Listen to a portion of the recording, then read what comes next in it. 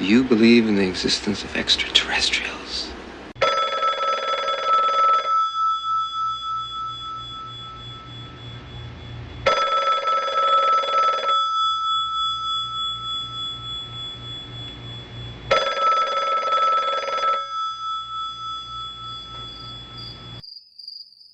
Hello, Susan.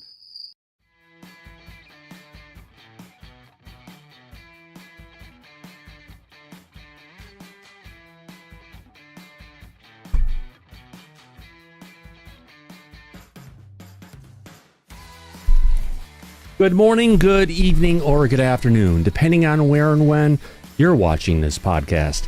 I'm Thomas Fessler, my friends, and this is Disclosure tonight, our Friday edition, Friday night Disclosure, my friends. It's Friday, January 24th, 2024, as we all come together. My gosh, what a week it's been. So many things to talk about and so little bit of time to go ahead and get there, my friends. On that note, let me go ahead and jump into the studio and let's jump right into this, shall we, Mike? Oh, yes, sir. 100%. 100%. Let's get in. We've got a lot of stuff to cover. I want to welcome the audience. Hi, audience. I want to say hello to everybody, including Kelly Burrow, those piercing blue eyes, and everyone else who's out there. Great to see you all today. I want to welcome the friends in the back, and as I bring them out, I'll go ahead and introduce them, and I'll be able to tell you where they're from now. Have fun with that, my friends. On that note, let's go ahead and get to it, Mike. Mike, what a crazy week it's been, my friend. So many things going on, so many things to talk about. It's hard to figure out where to start.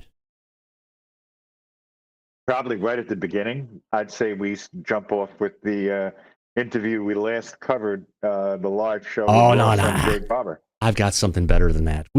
Jake Barber is everywhere. We'll get to Mr. Barber shortly. After all, he does not need a haircut. So on that note, how do I put this? Remember the good old UAP caucus we had, and they were all part of the cybersecurity, information and technology and government innovation group that was out there that was cheered by Nancy Mace, Mike? Yes, sir. I remember. Apparently, there has been a mass departure of the folks who were in that committee in the House of Representatives who represented the UAP faction besides good old Nancy Mace. Let's see who left. Tim Burchett left. Wow. It's a government it's a cover-up. We lost. And he's been right so far. Yeah, he's gone now. We lost Eric Burleson. Another good one. Jared Moskowitz. Oh, yeah. And Anna Paulina Luna. That's all of them, except Nancy Mace. Heavy hitters in the group. Yeah. If you remember, at the end of the last hearing, Nancy wasn't that happy with some of the guests that were brought forward by the UAP caucus. She accused people of getting up there and trying to sell books, as far as I remember, didn't she? She did, and it was also a lot of pushback coming from Jeremy Corbell at the time. He was not comfortable with that. The rumors is that Corbell's name shall not be mentioned in front of Nancy these days. Exactly. What the hell happened between those two? What did Jeremy do? Could he be at the bottom of this?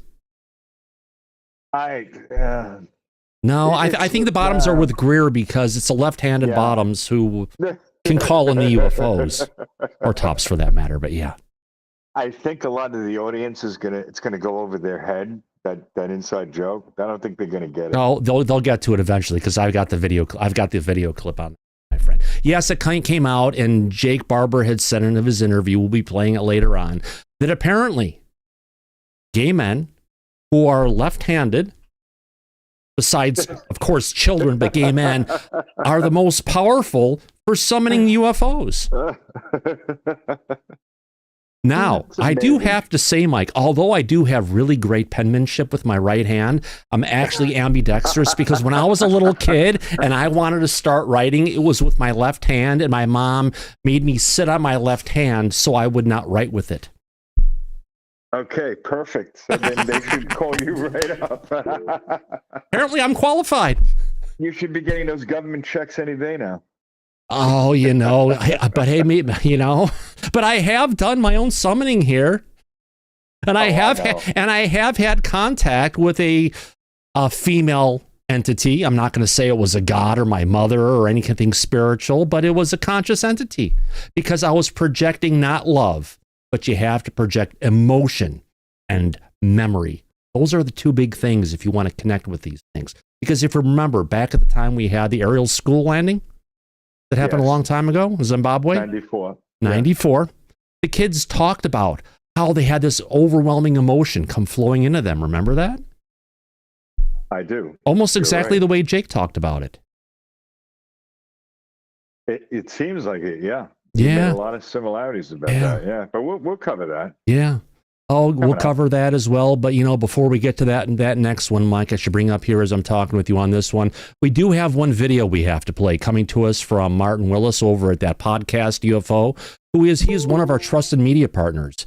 And just like the interview that was played over at Chris Leto's account, we have the ability to play it here. And the reason I want to play this is the most charged that I've heard LUE Elizondo talk about the trolls out there. He hasn't talked about trolls like this for at least a couple of years, at least 2-3 years. Yeah, because that was when everything was hot and heavy with the trolls attacking him and us at that time. But it's died down. Yeah. And he's been busy with the book tour. So to see him back at it again like this is unusual. Well, taking that, he's got some attitude. He's fired up a bit. Should we watch this? I think it'll be enjoyable for the audience.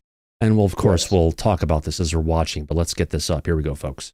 And by the way, welcome. Happy Friday, everybody. If I haven't welcomed everybody else in, let's get to it. I know you're used to me going ahead and welcoming in the audience and welcoming in the back. I wanted to get to it, but I got to wait before I get started here. I'm going to let Hollywood, you got already let him in. Ed Brown, you have your hand up, my friend. What say you? Yes. I just want to first point out that I am right-handed, and you can see that on the screen that it's a right hand. Yes. I also wanted to add to that group. It's not just the gay men that he talked about. He also said women and children. Right. It's children first, then gay men, and then women. Well, they're still part of the group. It'd be interesting to have Laura tell us how many of her remote viewers are women versus men. Oh, yeah. That'd be an interesting statistic. Oh, definitely. Don't you think? Oh, gosh, yes. Oh, yeah. Laura, what say you? Our remote viewers?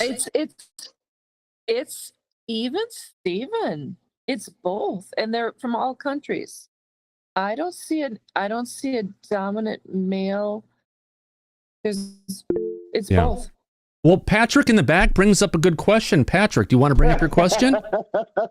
I saw that. Yeah. Oh, What about ambidextrous bisexual men? Well, I kind of fit into those because I did have a wife, and I can write with my right hand or my left hand. So there you go. I'm certified to fire with left or right hand, and we're not going to talk about other shit, but it's a question that's out there.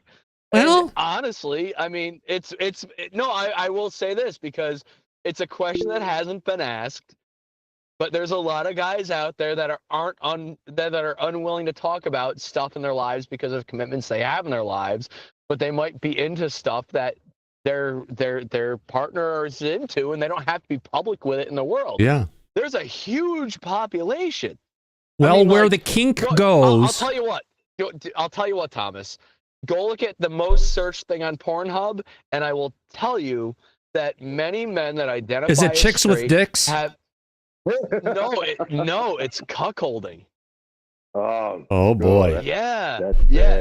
It's being beta and having to compete for something. So you take both a masculine and a feminine perspective, and you have the ability to see basically through every divisive dimension available. Yeah. So if you have an ambidextrous bisexual person, I guess that explains a lot. Let me continue drinking. Yeah.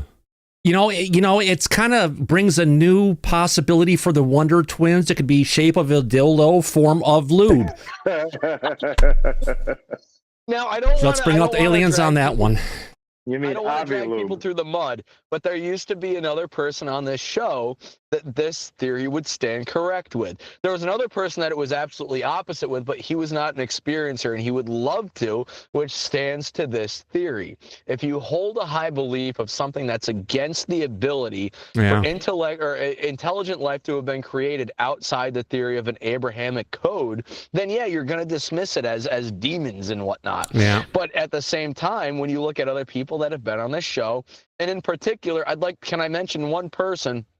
She's very proud of it because she coined the term transgender, and I have her encyclopedia. She had amassed every single occurrence of every single shape, every single. Oh, date, no, she wasn't transgender. She coined the word tranny, and she was proud. And she was proud of it. Yes. But I have her book, and she was a graduate and a student and a professor at Student Albany. Which Cheryl is right Costa. I've got her book here as well. Her big pink UFO and book. To anyone wondering, she's married to a woman. She was a man who transitioned or had surgery to become a woman so she could become a lesbian and marry a woman. Yeah. But she has the most best. It goes to support this theory. Oh yeah, is that people that are open to not limitations of the cultural norm, which goes to talk about NPCs. This is a big thing. Non-player characters. We're killing the audience. And I don't mean to insult anybody out there. I don't mean to insult anybody out there.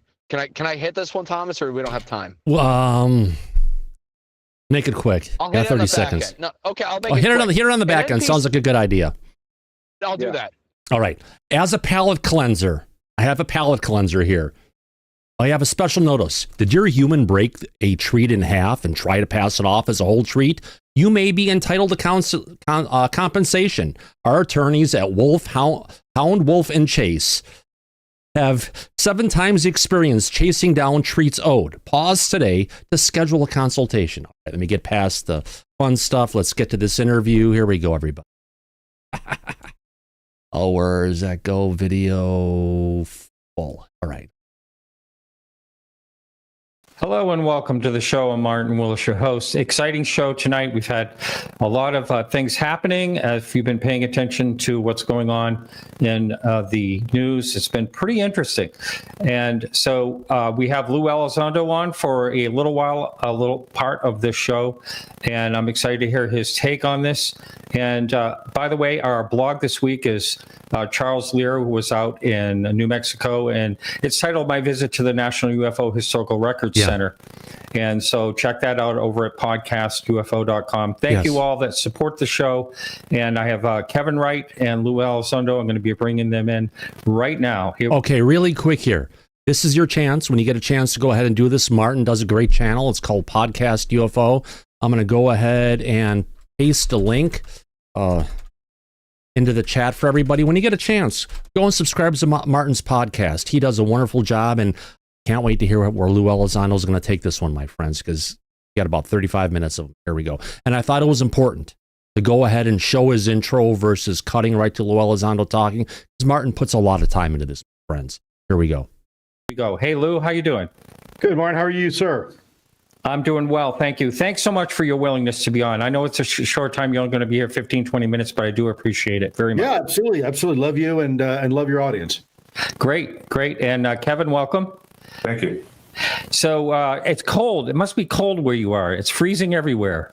It's freezing in DC. It's unnaturally cold this time of year. I mean, it gets cold in the DC winter, but it's particularly cold right now. How about where you're at, Lou? Brother, it's minus 20 last night. Oh, my God. But we had 500 head of elk across the street here up in the mountains, and it's gorgeous. You know, I like the cold. A lot of people know that, you know, being maybe it's genetic because I'm Latino, but I tend to run hot anyways. So to me, it's like nature's air conditioning. I don't mind the cold one bit. Wow. Well, I'm down at the South Carolina. I visit South Carolina for the winters usually of the last few years. Lucky enough, I would say 35 degrees. There was a hint of snow. People talking about snow today. And guess what? They closed everything. Schools, stores, restaurants, and not even a dusting. I think it's a riot after Well, you saw that in New England. They had 2 inches of snow on Bourbon Street in New Orleans. Further, 3 rows behind you during the conference. It was great catching up, saying hi for a few minutes there too as well. He was. But yeah, so here's another segment in the world of this whole topic. And what is your take on what's going on? Well, a lot's happening. Look, we are continuing to facilitate whistleblowers coming forward. I think Ross did a great job. He did the best he could to get another whistleblower out. I think Jake told his truth. Now whether or not people agree with it or disagree with it, everybody's always wanting a new video or a new picture, and I keep telling people that's not what's going to bring disclosure. More and more and more whistleblowers coming forward. Unfortunately, sometimes you have whistleblowers that through the test of time, their story doesn't always add up. But I'm not sure that's the case here with Jake. I don't know him personally, but I do know Ross, and I know his journalistic ethics. And when I do know some of the special operators that were working with Jake, and I was very interested in protecting him. He was never going to come out as a whistleblower, and he finally decided to, which I'm very happy he did. People can poo-poo videos all day long. The bottom line is, are you a helicopter pilot? How do you know it's a Huey versus a Black Hawk or anything else? He was a contractor. I know some people are saying it's an aerostat balloon. It's not an aerostat balloon. People are saying all sorts of stuff. I think it's important when we look at videos, we realize it's just a video or a photograph of something that occurred at that time in that particular space under very specific circumstances. just to clarify, that video was not from the time that Jake got the egg. That video is from another unnamed source that came through Dr. Stephen Greer. Just putting it out there. Just want to make that clear to everybody. I think it's important with any and all whistleblowers, we should welcome them with open arms. And if they are a true whistleblower, offer legal protections. That is how we have this conversation moving forward. Now, I know a lot of people are already predisposed to try to find answers and solutions and say, well, I didn't see the ground moving in dust, or, look, I've been in a lot of helicopters, and depending on the rotor wash, depending on which way the wind's blowing, sometimes the sand blows, sometimes it doesn't. It is what it is. And especially after a rain and the ground isn't dusty, it's not going to blow around very much. It's going to look exactly kind of like that. I think, there's a lot more to this. Look, Ross had a very short window of time to get a lot of information out. And so that's probably why to some people made the comment that the interview seemed a bit disjointed And it was, and that's why there was a 2.5-hour interview that came out that I watched, and Mike's watched and everything for us to get into the details. So yeah, there's a lot of information, but the good thing is a lot of people watched the Ross Coulthard interview. A lot of people follow up and watch the 2.5-hour segment. You know what? There were a lot of questions being asked, just like we asked questions when we were watching too. And that's the best way to do it. Just don't take everything and eat it. Be an engaged viewer and ask the questions that you think that need to be answered. Didn't spend enough time on one thing or another. From my understanding, I think News Nation, and I could be wrong here, is going to release the entire 2.5-hour interview here soon. Mm-hmm. So people can judge for themselves. That's why I'm always very neutral when I talk about things. I say, look, if this turns out to be legit, it's going to be huge. But time will tell if it's going to stand the test of time. Just a lot of things to point out. There are a lot of ifs that Lou is saying. So this isn't a blanket, I'm behind it 100% where whatever it is. There's a lot of hedges that are going on. Just watch every word that he speaks. Just like the president, every word is there for a reason. I think we need to give everybody the opportunity. If someone says that they have something they need to say, then we need to let them say it. All voices, all perspectives matter. And this is something I've been saying since day one. There's a lot of people in ufology that have pretty outstanding claims, and people just buy it hook, line, and sinker. At least this guy, Jake, was willing to come forward with a video. At least he had people and eyewitnesses that supported him, and he is who he says he is, and he was a special operator, and he's been there and done that. Unlike a lot of other people who've never even served their country, and they want to throw a stone. My answer is, well, get your ass off of the sofa and out of your mom's basement, put some damn clothes on and do something, right? Stop just being an armchair quarterback. As you can tell, that obviously I'm a little emotional about it, right? Yeah, he is. But you know what? Again, engagement coming from people who are usually playing Call of Duty, living in their mom's basement, is better to have them out there talking and asking questions versus just sitting there and being quiet. Again, the more that that this subject gets into the masses, the more people we're going to have like that. So it's not at a point to go ahead and push them away. It's to engage with them and bring them into the fold. At least that's my opinion. There's a lot of people out there that want to see this thing fail. And if for no other reason, it's because I think they are confusing the messenger with the message, because they don't like somebody, or because they pick, Team Joe instead of Team Bill or Team Jane. You mean Team Lou instead of Team Greer? I think that's where it used to be. It's kind of an us versus them mentality, and they don't realize we're all in this together. If you spent half the amount of energy that you do attacking other individuals and actually working towards disclosure, we might actually have disclosure a little faster, right? And so this is kind of my perspective. I have always said, welcome any and all whistleblowers. I don't care what walk of life you're from. I don't care if you're military. I don't care if you're civilian. I don't care, whatever. Come forward. You know how many people on a daily basis blow up my email and my phone and my text messages and my signal to tell me about their stories and about their encounters. And it's important. All of that matters. And so I don't understand when a military person does it, all of a sudden there's this visceral reaction. Hey, Mike, and sometimes we get answers and sometimes we don't, right? Yeah. Like a mounds I'm enjoying. Sometimes you feel like a nut. Sometimes you don't. Good point, my friend. Thank you. But, I think like everything else, time will tell. There's a lot happening, and 2025 is going to be a big, big year. Now, I know some people... Just like you've been saying. Well, you've been saying 2025 was going to be a big year. Yeah. I haven't misled you guys yet. 2024 we're supposed to buckle up, but it didn't happen. But 2025, unlike 2024, actually has some steam behind it. It's been 7 years, and every time I say something's going to happen, it happens. That's not clairvoyance. That just happens to be the fact that I maybe know a few people, doing a few things up in Washington, D.C. and other places. So I'm very excited. I think this is going to be a great year. I think we need to do a better job policing our own, because with the reaction that Jake had and Ross had, I don't know how many whistleblowers would want to come out after seeing that and witnessing the type of visceral that Jake had to endure and some of his colleagues, and Ross. Ross is doing it. He's putting his credibility on the line, putting these kind of news stories out for people. And then when he does, what do? They slap him. And that's not really good encouragement. If you want more whistleblowers to come out, maybe people should be a little more positive towards some of these whistleblowers who, by the way, have actually served their country and put their life on the line for us as American citizens.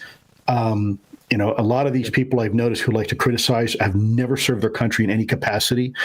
Best of my knowledge, they're not doing anything from a civil perspective. They're not volunteering their time, helping their fellow people out. Or, I don't know how many people in the UFO Twitter world or X world went to California and helped people with fires. A lot of them will sit there and sling mud at each other.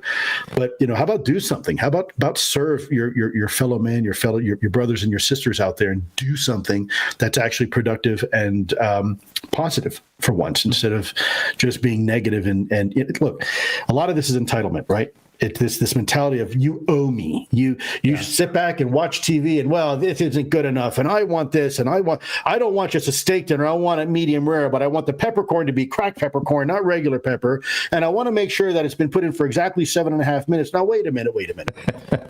So not only are you hungry and you want to be fed, and you're not willing to feed yourself or do anything about it, but when someone comes up and actually offers you a meal, you criticize them for it, right? So. Yeah.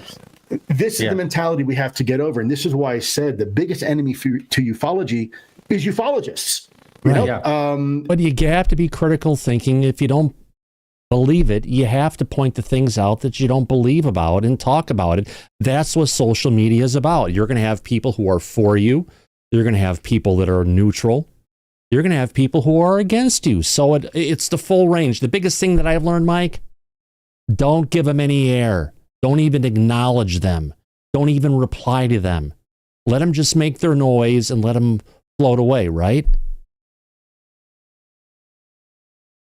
Yeah, of course, Thomas. Continue. There we go. Yeah, I can see that. Yeah. They don't get it. You know, a lot of folks like you, Martin, do a really, really good job. And I've always seen you've been very, very neutral and very, very accommodating and welcoming to people. Doesn't matter what side of the argument they're on. You know, they're LUE haters, fine. I have them on, but just have a fair and honest and objective conversation. Which is something, for some reason, a lot of people have a hard time doing. A lot of people tend to make this UFO conversation about them. And it's not about them. It's not about you, and it's not about me. Okay, it's about all of us together. Okay, so on that point, it's not about Ross. It's not about Jake. It's not about me. It's about all of us together. Is a good way to look at it. This is why I've said, you know, if you ever want to look at a good leader, they never use the words me, mine, or I. It's always us, we, and ours. Right. And that is really, I think, the mentality that we all should try to do a better job. Adopting. Maybe we'll have a little bit. We'll have more success a little quicker if people just kind of tried their best to keep their negative comments to themselves. Objectivity is great. I have no problem with that. What I don't like is the slander and the name calling and the cursing. You know, a lot of these people will start cursing all over X. And look, there's kids that get on X. There's grandmas out there. Why are you espousing such visceral online? You know, it's pretty amazing. Mike, are you there, buddy? Mike. You lost him to the cats. Yeah, in my perusal on X, I haven't seen the vitriol that Lou's talking about. I haven't seen people you always see people swearing and back and forth, and different people going against and certain people going for, but it seems about the same that it's always been. So maybe that's just me and I've missed it. If anyone in the audience has seen it, let me know in the chat what you guys think. Here we go. Amazing what people are willing to do behind a keyboard. Ed, go ahead. You have your hand up. Yeah, if you read or if you listen to that original interview and then you look at the comments, there were a lot of negative comments on that original interview. I know you're going to get to the second interview, the full length, the 2 hour and 47 minute or so, and that is much, much better in explaining what went on. Really more believable. Oh, trust me, I get negative, bad comments in our videos that we do all the time, too, and we've got a bunch of people who are always taking it down. You know, it's kind of like you'll always run into people who have had a bad day or don't agree, and boy, are they going to tell you, bam, this is how I feel about you and your stuff. And it's not just with views on YouTube shows. It's about app reviews. It's about feedback on Yelp or any different places. People, if they don't get exactly what they're looking for, if they don't agree it, our digital lifestyle is to have those keyboard warriors, good or bad, to tell us exactly how they think, whether we like it or not. Right, Ed? That's right. But, I think some of those negative comments are just people want to complain for no particular reason. Bingo. If the story isn't exactly what they want to hear with all the details exactly in the right place. And, we all agree we're never going to find 100% of the truth where we all agree on it. No. That is true, my friend. Thank you. I appreciate you raising your hand on that one. Here we go. The moment that they get behind that they get away from that keyboard and meet you in person, well, I'll tell you what, they start looking at your arms and your chest and they say, whoa, well, maybe I should be a little bit more polite. It's pretty amazing what people will say in public when they're pretty sure they're not going to get punched in the mouth, right? Isn't that right? Something that Mike Tyson said. So I think we have to hold ourselves more accountable. We have to act like adults. We have to stop behaving like children. Martin, you do a great job at that. Thank you. And Kevin, you as well. I've had the honor and privilege of working with Kevin a little bit tangentially in the past on some past projects, and always had a really good experience with that. So I do want to say, as I'm, kind of sitting here and slamming some certain behavior, I do also want to call out good behavior. So thank you for what you guys do. Oh, well, thank you. Now, I just want to say there's, some aspects about this that are really interesting. One of them is I have a longtime friend was a military helicopter, now a contractor for the military. All right. No, we can in a go a bit helicopter, longer and here. he looked at the film and had, quite a bit of feedback. But also, my friend Chris Lito over in Portugal made this clip. I'm going to run it real quickly. A former F-16 pilot here. Reasonable questions. Why is there no rotor wash, and why are there no ground crew members for the White Egg UAP? And the biggest reason is this is Black Ops, right? So it is at night. That's all under night vision devices. So that light is probably not even regular light. That's probably covert lighting. As F-16 pilots, we flew night vision goggles all the time, and they are extremely, extremely dangerous. If you haven't flown for 6 months, you have to go through another upgrade program. And the reason is it's not like riding a bike. So what you're going to see under covert lighting is very different than what you're going to see under regular optical lighting. There's many optical illusions, and this means you're probably not going to see dust. It means it's not grass. It's probably hard rock. And at night, if you have a large egg-shaped object rolling around in the dark, you probably don't want ground crew down there. Yeah, potentially an interesting sight, to say the least. I just reached out to Mr. Mike to back again. Interesting, to say the least. Yeah, a lot of stuff going on, a lot of questions with regards to this part of disclosure and how we get there. Yeah, there have been a lot of people out there who have been saying a lot of potentially nasty things, but that's how Twitter is. That's all social media is. We can't expect everyone to be on their best behavior, because potentially they're not on their best behavior. And try and do this really quick. And all right, let me bring this back up. Love to get Mike's thoughts on this. Oh no, we're just gonna be watching the video, and I stepped away for a minute. Come on, old Sabi, answer your frickin' phone. 3, 1. All right, ghosted. He'll pop up eventually. On that note, let's go ahead. I had a nice conversation I was be having with Mike on this, but on that note, let me get across to the Brave browser and see what we have to go ahead and cover here next. I've got a bunch of bookmarks on X for us to go through on this point. Let me go ahead and take a look. What were we talking about? Oh yeah, the Age of Disclosure. How about that? We've got a new movie coming out. This one is coming from Dan Farah. Where was Dan in the past? I believe he was the director, or he worked for James Fox on the movie The Phenomenon. This looks like it's going to be one heck of a new movie coming out. Can't wait to see where it's going to go. On that note, let's go ahead and watch the trailer for this one. All right, let's get to it. Video full. Here we go. The American people are ready to receive the truth.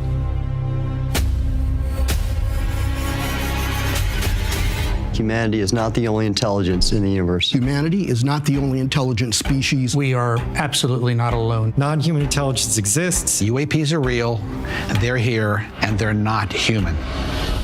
I spent 25 years as a senior official with the CIA. I worked on highly classified UAP programs. 28 years as an astrophysicist. I served as the 4th Director of National Intelligence. Director of Aviation Security in the National Security Council. A 1-star admiral after 32 years of service. People that come forward with this, I feel like they've taken their life in their own hands. Interesting. It's a lot of people that we've all seen talk about this stuff in the past. However, we're at a point now where, you know, they're all coming together in one place in a movie we never thought we'd see them in. And honestly, this looks like it's a step above anything that we've seen from the movie, the program yet. Let's watch this a little bit more. Here we go. I was recruited to a highly sensitive government program that investigated unidentified aerial phenomenon. For over 16 years, on behalf of the U.S. government, I worked as a senior intelligence official on the unidentified aerial phenomenon topic. We learned that the U.S. government was involved in a long-running secret war with other nations to collect and reverse engineer vehicles not made by humans. I have seen with my own eyes non-human craft and non-human beings. But I believe we know Grusch has said this before. I got a quote from him. It's almost identical to that. Calling you 1 minute, Patrick. Hold on. There's a whole fleet of them. The first country that cracks the code on this technology will be the leader for years to come. Okay, I've got someone in the back jumping up and down, waving his hands. Patrick, go ahead. Thank you. My gosh. Okay. So one thing I want to point out is a lot of times when you're a pilot, I'm not going to discuss. Are we talking? We're watching the program interview. Are you going back about pilot stuff? Yes. Or about the Because they reported things that are very important. A lot of times, the things that are reported specifically within this story, the majority of pilots are told it was another thing. And that is by the message of when you're talking to your air traffic controller, whether you're flying onto a ship, you're flying into the land, or you see something, or your squawk number is now interfered with something else, you are told, oh, it's interference. It's FCC 115. This is very important because many of the pilots have been purposefully dissuaded to go any further from the fact of, hey, I saw something. And the answer is a submission of, if you want to keep your job, I get it, but shut up.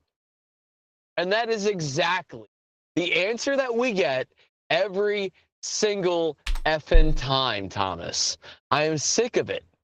Because when reports are made on our behalf, we have to say, oh, no, there's no need for further reporting. They don't ask you why. They say, oh, there's been a conflict with radar. They don't ask anything about it because they know. Now, I don't know. Do we have time that I can go into a diatribe? Can we watch the end of the trailer and then we'll get to that? We'll watch it. Awesome. Get to it. Thank you. Here we go. Let's get back to this. I'll bring it right back, Patrick, as soon as we're done. Here we go. One version of a UAP task force. You think for a second that they wouldn't consider using it to achieve their ends of domination? This is similar to the Manhattan Project. This is the atomic weapon on steroids. This is so secret. Very, very few people in our entire government have been allowed access to it. Even presidents have been operating on a need-to-know basis, but that begins to ramp out of control. It's not acceptable to have secret parts of government that no one ever sees. You better be careful about a government that doesn't trust its people, because there's no telling what they'll pull on you. This is the biggest discovery in human history. You had information being locked away that could change the trajectory for species. It has so many beneficial impacts, including clean energy. We should have disclosure today. We should have disclosure tomorrow. The time has come.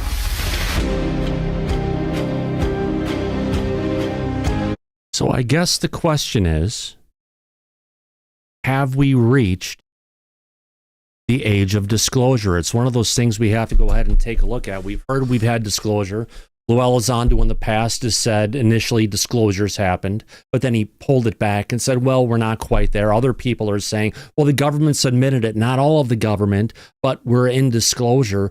It's, Jan, it's the same things that we've seen many times before, saying, yes, we've got the age of disclosure here. We've got a bunch of people in the government coming out and saying things, but it's great to hear, but how do we get past locking up disclosure behind a pay-per-view movie, Patrick?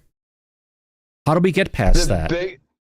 The biggest issue is that it was purposefully not recorded in the common residency of aviation.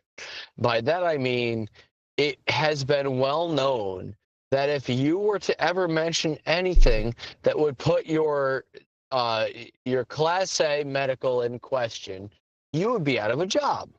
Now, for those that don't necessarily know how this works, I got you. But the real question here is, I'm going to jump through it quick. Go ahead. Go ahead, Thomas. I'm sorry. No, go ahead. It's your show. Go ahead. No, go ahead. Okay.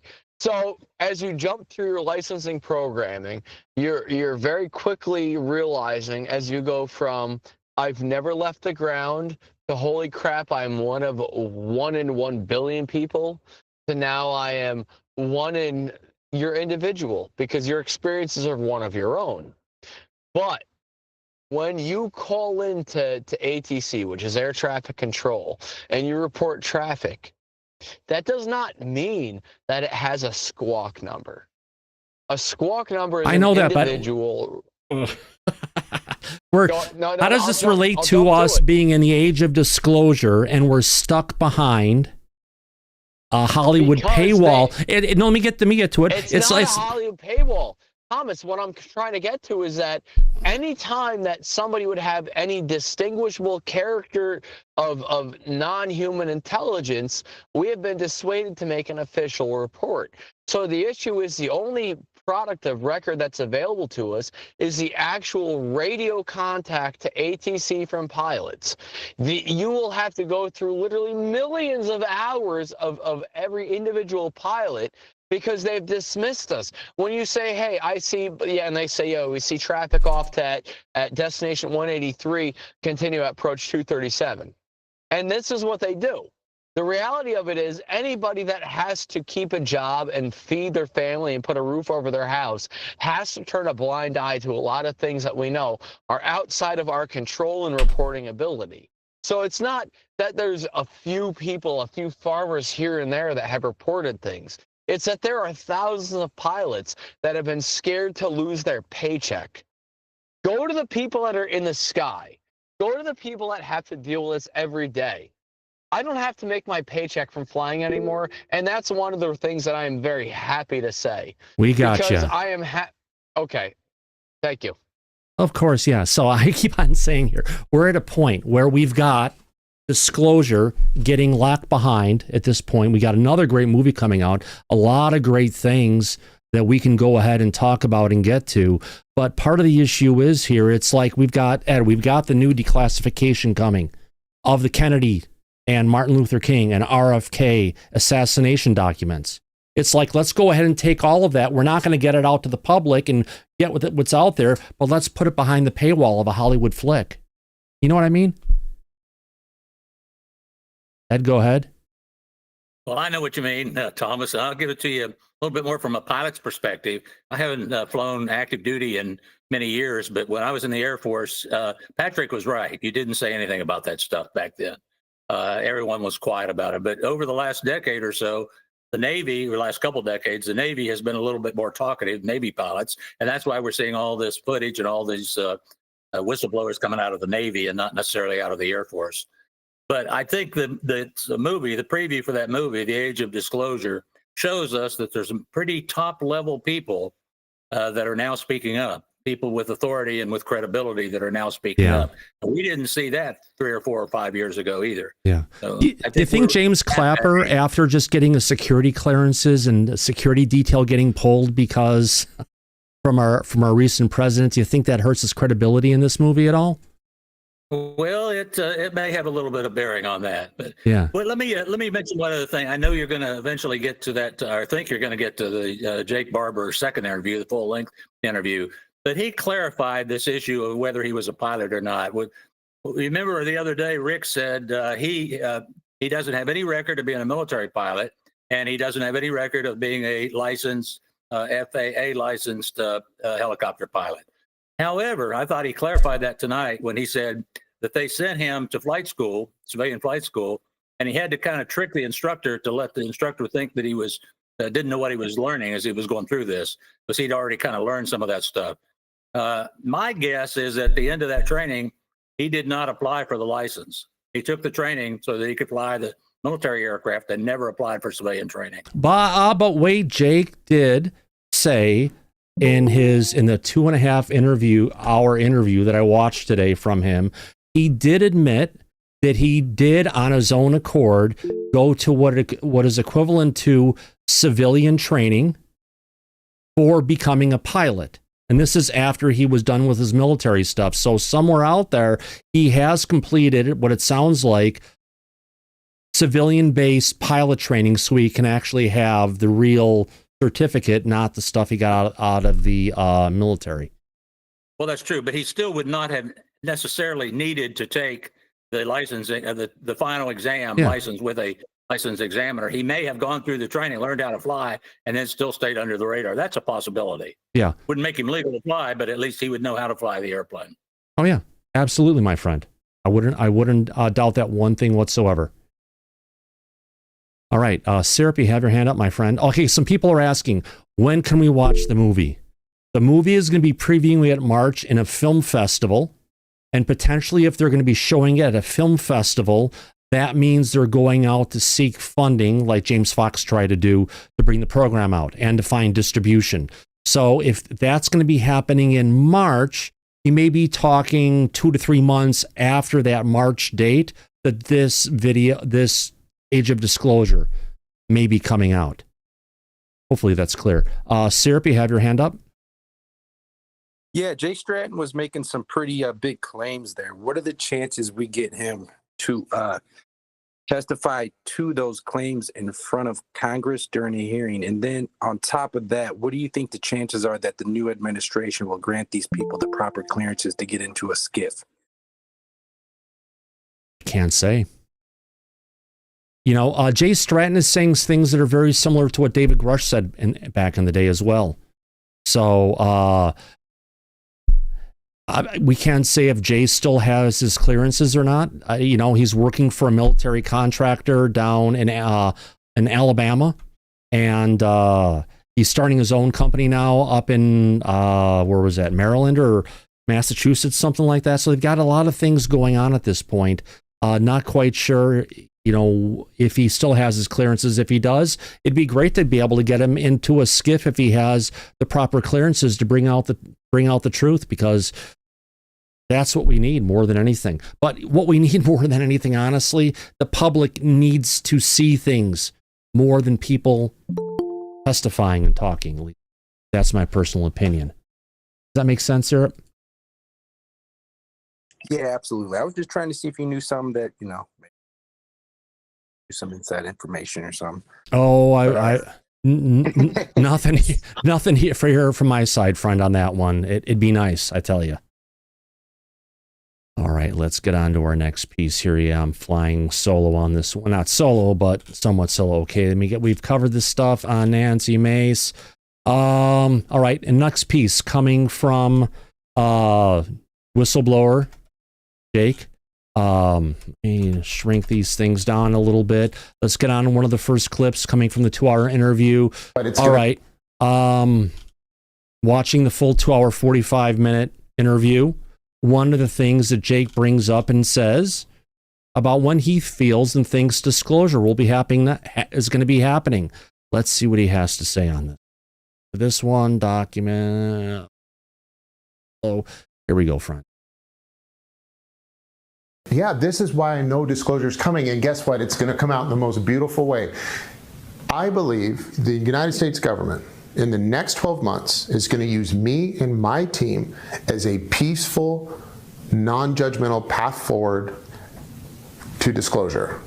They're going to help us conduct our operations and gather evidence in order to present this subject matter to the public, so that these questions can be answered once and for all. And all the questions, I'm talking about, what do the craft look like? How do they operate? Who is operating them? How are they being operated? And where are they coming from? We should be able to answer those questions probably entirely in the next 12 months.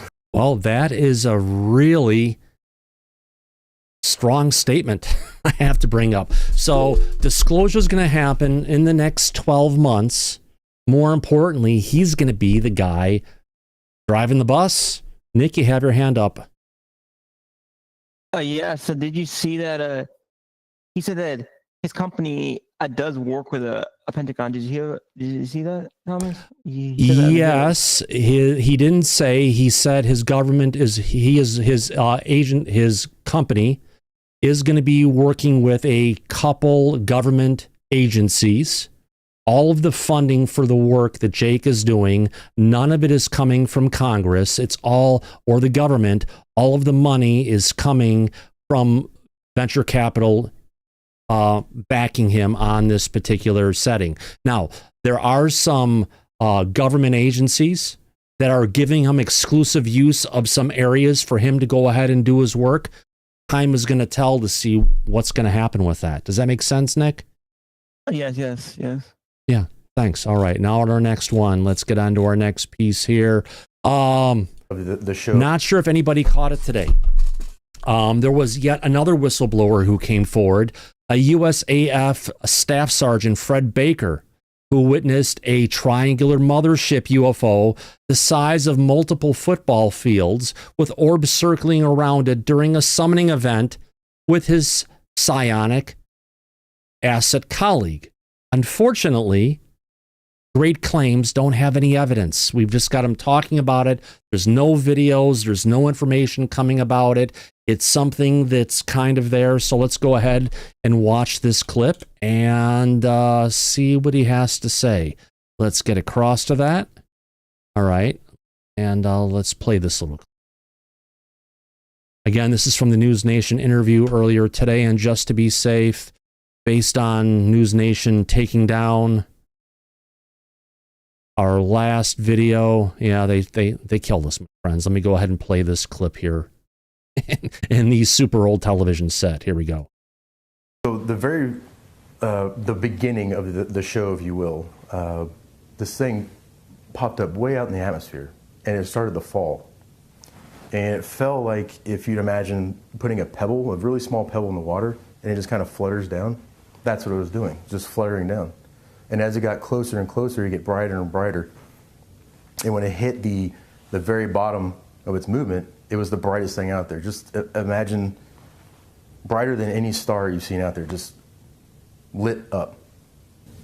It did that for, a millisecond, and then it dimmed back down, and it did the same movement all the way back up into the atmosphere. So clearly operating under some kind of intelligent control. Right. It did that 3 times.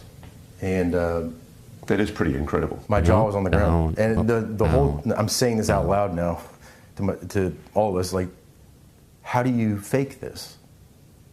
Because I couldn't believe it. I was like, how do you fake that? There's no UAV or anything that does it. There's no light array.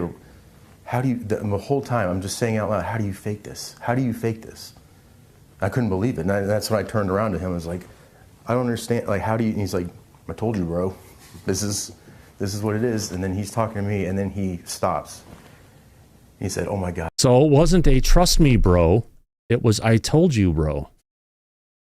Here we go. It's the mothership. He said he's only seen it 2 other times. And I turned around, and that's when this massive triangle was in the sky. And please don't ask me to figure out how big it was or how far away it was. It was just, it was huge. Like hundreds of feet? For sure.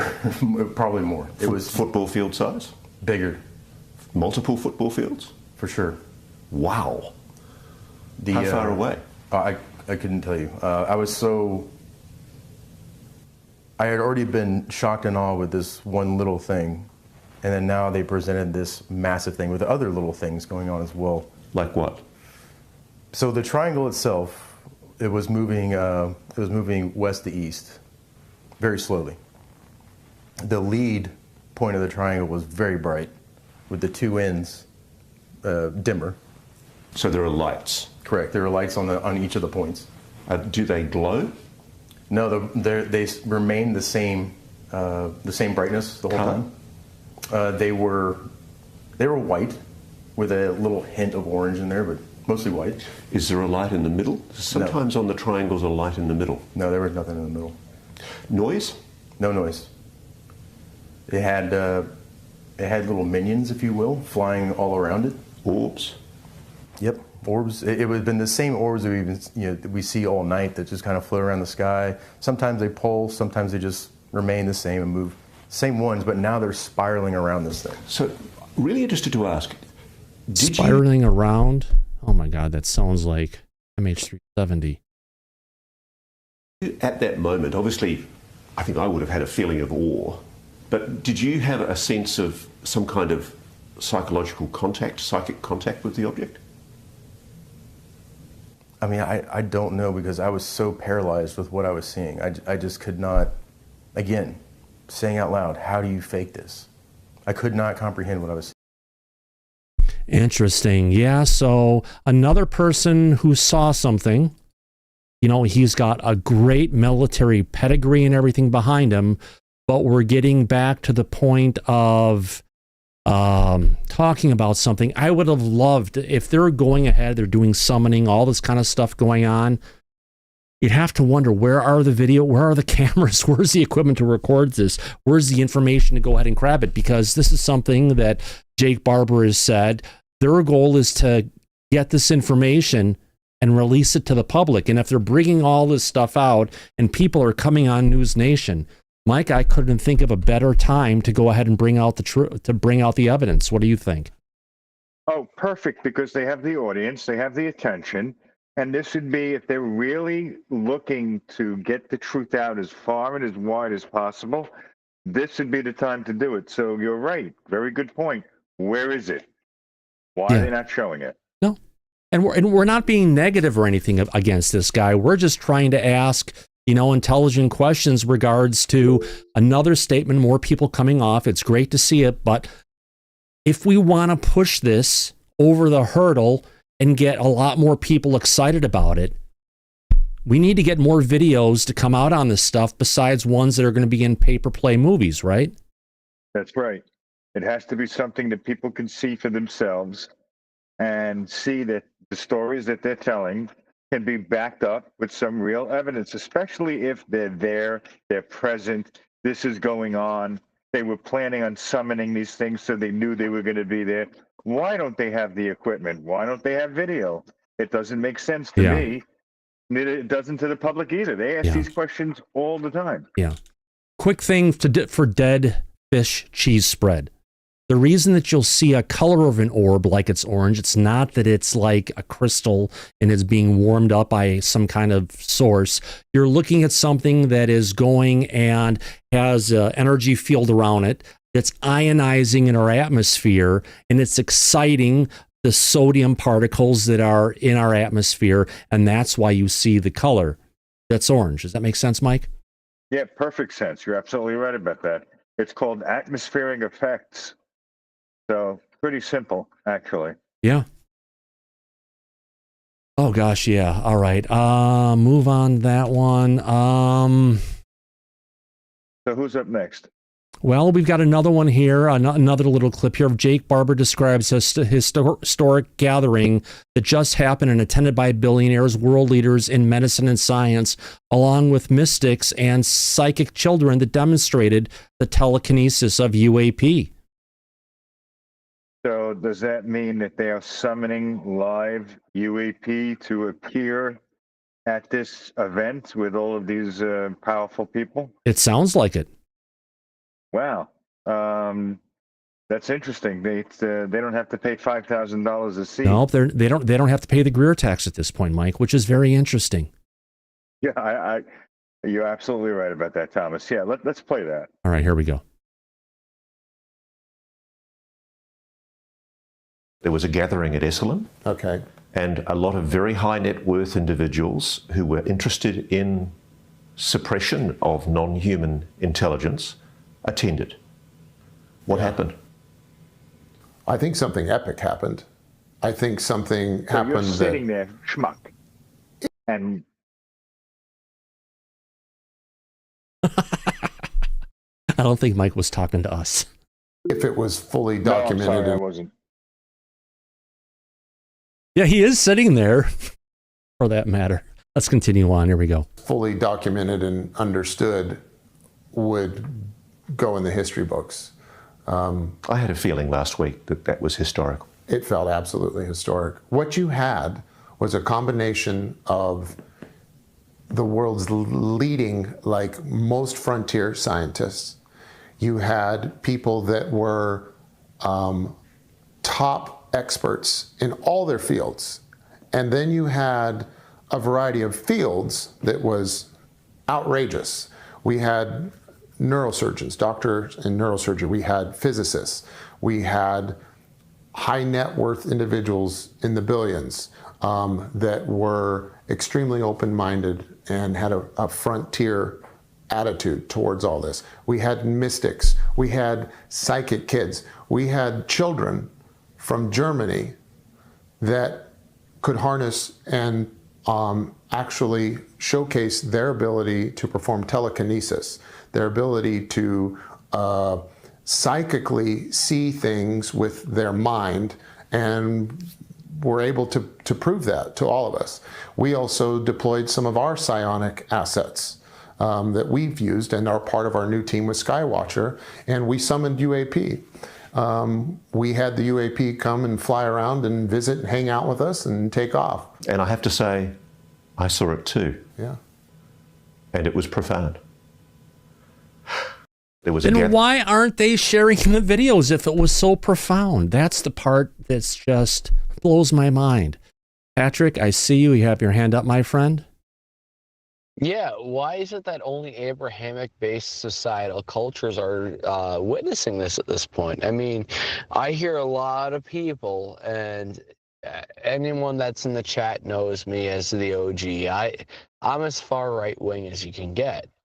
But I do take offense a little bit to this, where we don't hear anything from non-U.S., non-Abrahamic backing to the theories of the UAP.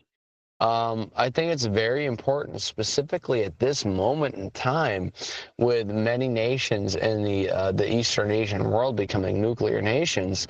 There's a lot that they can tell us, and if we want to really get disclosure, specifically with North Korea, they took a shipment recently known by our own government, and this is not something that is just Patrick information. This is everyone. They took shipment of nuclear material, and they've had an increase in UAP. This is nothing that is crazy, but it's not being reported. We're only seeing, and it's sad. Maybe it's just me. Maybe it's the way the algorithm works. Point me out if I'm wrong. But it seems that only cultures that have an influence of Abrahamic religions are currently experiencing some kind of UAP interference. No, there have been sightings in India all the time, and India is not an Abrahamic religion country, my friend.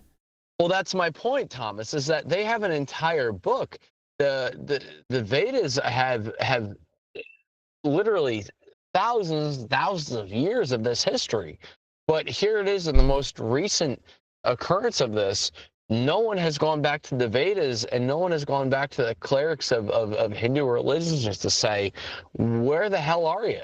Are you seeing something? Is there a reason for this uptick? Because if you want to know why, go back to where it was first seen. You have an entire religion that literally has a 4,500-page book written on unknown anomalous phenomena flying in the sky. We're not talking a page. We're not talking the book of Ezekiel. We're talking an entire encyclopedia. You're talking like the Mahabharata as well. It's all there. Yes, exactly. So I think that it's with our own patriotism and our devotion to the fact of disclosure that is blinding us to the fact that for the centuries and the millennia, year after year, thousands of years, this has been a thing. We need to stop being so mesopomorphic. We need to look outside of our borders and see that there are countries that are actively hiding it. And that is the key. If you have a country that is in denial and you have proof of other nations showing that their own intelligence, which we are in the, I'm sorry that my light is all wacky. I'm in my vehicle. Don't worry about it. We're good. We're in the position to where we can expose to the world that our own adversarial intelligence has exposed to their own operators that there is necessity to avoid collision or occurrence with, I have a deer walking in front of my truck, operating with these non-human intelligence. And we're walking through this as far as if the United States government has something to owe the world, which they do, but at the same time, Russia and Ukraine have massive debts to humanity. And I'll tell you what, we can end this war with truth. We can end this war with humanity as a whole winning. But we need to face the fact that we're not at the top of the food chain, and the conversation starts with disclosure tonight. It doesn't start with Rachel Maddow going on about how people saw lights in New Jersey and they should convince themselves that it's UPS delivering the latest dildo that you ordered from Amazon. The reality of it is our own government is not telling us what's happening. And I wish I could say more. But the fact that I'm on here tonight, take that as a token of appreciation to the humanity that watches this show. Yeah. I'm here because I wish you the absolute truth. Yeah. And that's all I can say. Thank you, Patrick. We appreciate that insight. Wow. A lot of great things to say. Now, we do have something more of Jake Barber coming forward and confirming that he's been working with some interesting people, including both Dr. Stephen Greer and Michael Herrera, some people who have a lot of history behind them in the area of UFOs. Let's get to this video clip and we'll digest it in a second. Here we go.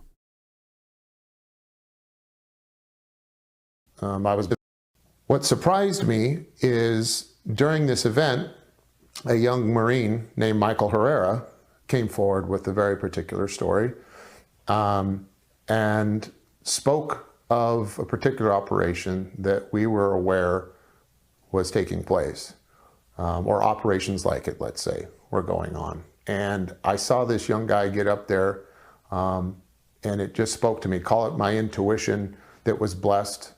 I was blessed with that night. I made contact with non-human intelligence for the first time, but my intuition was on, was on high alert that night. And when he spoke, I knew what he was saying was true, and no one else was believing him. And he was wrong about a few key things that he was speculating on. And so I made the decision after he spoke to go to Dr. Greer and ask to speak with him privately. What surprised? Yeah. That's an interesting conversation, Mike. Your thoughts on this one? Well, look, history in regards to Dr. Greer and his camp has already come out tenfold. Everybody that's followed this subject for a while now is well aware of the pros and the cons, and there's a lot of red flags obviously associated with it because of that. So if Jake Barber is aware of these things, but is definitely in the Greer camp, that is something that the audience, I feel, will have to take into consideration to determine if they believe the claims that are being made are credible or not. It's up to the individual. You and I are well aware of the history, and as a result of that, we look at it accordingly. But I don't know. It doesn't really matter until Jake Barber comes forward with some actual proof, evidence, high definition video, a craft, whatever it is that he's claiming to be able to do with his private company. He needs to do it. Yeah. And he needs to show it to us. And Mike, on that point, I am going to remain in the center. I'm not going to be completely for. I'm not going to be against. I'm going to remain in the center on this one until we can get some information either to back it up or pull it down one way or the other. Correct, because you and I are journalists and we are non-biased. We are neutral. We cover all sides of the story and see wherever the evidence leads. And right now, that's a big question because there really hasn't been any. We haven't seen anything one way or the other to make a determination. And until it does, we'll continue to cover it and we'll see which way it lands, if anything, if and does come out. Which side's up, heads or tails? It's going to be one or the other. It could go either way. Yeah. I agree. Talking about going either way. Yeah. We do have Jake Barber here confirming P3 about P3 operators, who they are and what hand they use. Let me go ahead and bring this one up. Here we go. Video. Oh, this one's only 30 seconds, so I think I can get away with a regular one here. Video. Yes. Here we go, Mike. Play this clip. It's been suggested to me that left-handed gay men are particularly good at it. Yeah, that certainly seems to be the case, that there is a larger distribution of the predisposition amongst children and gay men. For whatever reason, the demographic, when compared to normal society within the program, that gay men and kids and females are more often seen as having the predisposition for the psionic ability. There we go. That's a tough one to follow. Hey, Harold, are you left-handed by chance? Your hand is up. Every time he makes that face, it reminds me of the dude from The Hills Have Eyes. A dude with the big eyes from The Hills Have Eyes. Every time he makes that face, it reminds me of that guy. Okay. The weird bald guy. I haven't seen that movie, my friend. All right. Okay. There we go. Yeah, interesting though, Mike. Well, we said it earlier in the show. I'm glad we could actually have his actual words to go ahead and say, yes, we're not just making this up, right, Mike? Exactly. This is coming right from the horse's mouth, literally. So the audience has to decide for themselves what they believe to be of any real import or not. Right now, you and I are on the same page in regards to he's making a lot of anecdotal and speculative claims. Right. And until he can produce some hard evidence to convince us otherwise, to support those claims, right. It's just another he said, she said tale. Yeah, absolutely, my friend. I've got an interesting post here. You know, we're talking about the whole 12-month thing, whether it's going to go in. Sorry, my bookmarks are in different orders at this point. I want to go ahead and bring up this document for us to go ahead and take a look at. Let me see if I can bring this one up. Here we go. This is coming from the UFO Joe, also known as Joe Maguria. You know him, Mike, don't you? Know of him? Yeah, I do. Yeah. Yeah. Okay. And I couldn't say it better myself. Please don't get your expectations up for this happening in 12 months. And as far as beautiful, has he read Skinwalkers in the Pentagon? If you believe that some of what's in the book is connected to a NHI, it's not all a beautiful thing. Are there aspects that may be beautiful and uplifting? I think so. But some of it is manipulative and some of it is not benevolent. From what I've heard from people that have gone through some very horrible, if you want to call it abductions, it's clearly malevolent. So I'm not going to go the Greer route that everything is all rainbows and unicorns and happy and loving. There's some stuff out there that is what it is, and it may just be manipulating us because it knows what we're made out of. I think I see some in the back with their hands up. TVT, you have your hands up. Your hand. Yeah, kind of on that.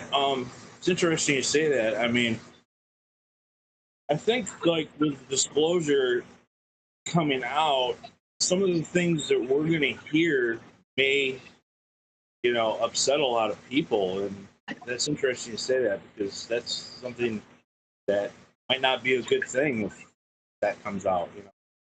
Some people may be persuaded. Some people are going to be happy about it. But if it comes out on a Friday, guaranteed everyone will be over it on Monday getting back to work because everyone still has to have a job. Everyone still has to pay to keep a roof over their heads. Everyone still has to pay for the food for them and their family, etc. Life will go on. But, oh, yeah. I mean, I wouldn't put some things that we've done as a species being humans, We've done things to cover the truth. If you want to see something that's truly malevolent, humans are malevolent. Let's be honest. And could they be more malevolent than us? That's the other question. Time will tell. Laura, you have your hand up, my dear lady. Yeah, hi Thomas.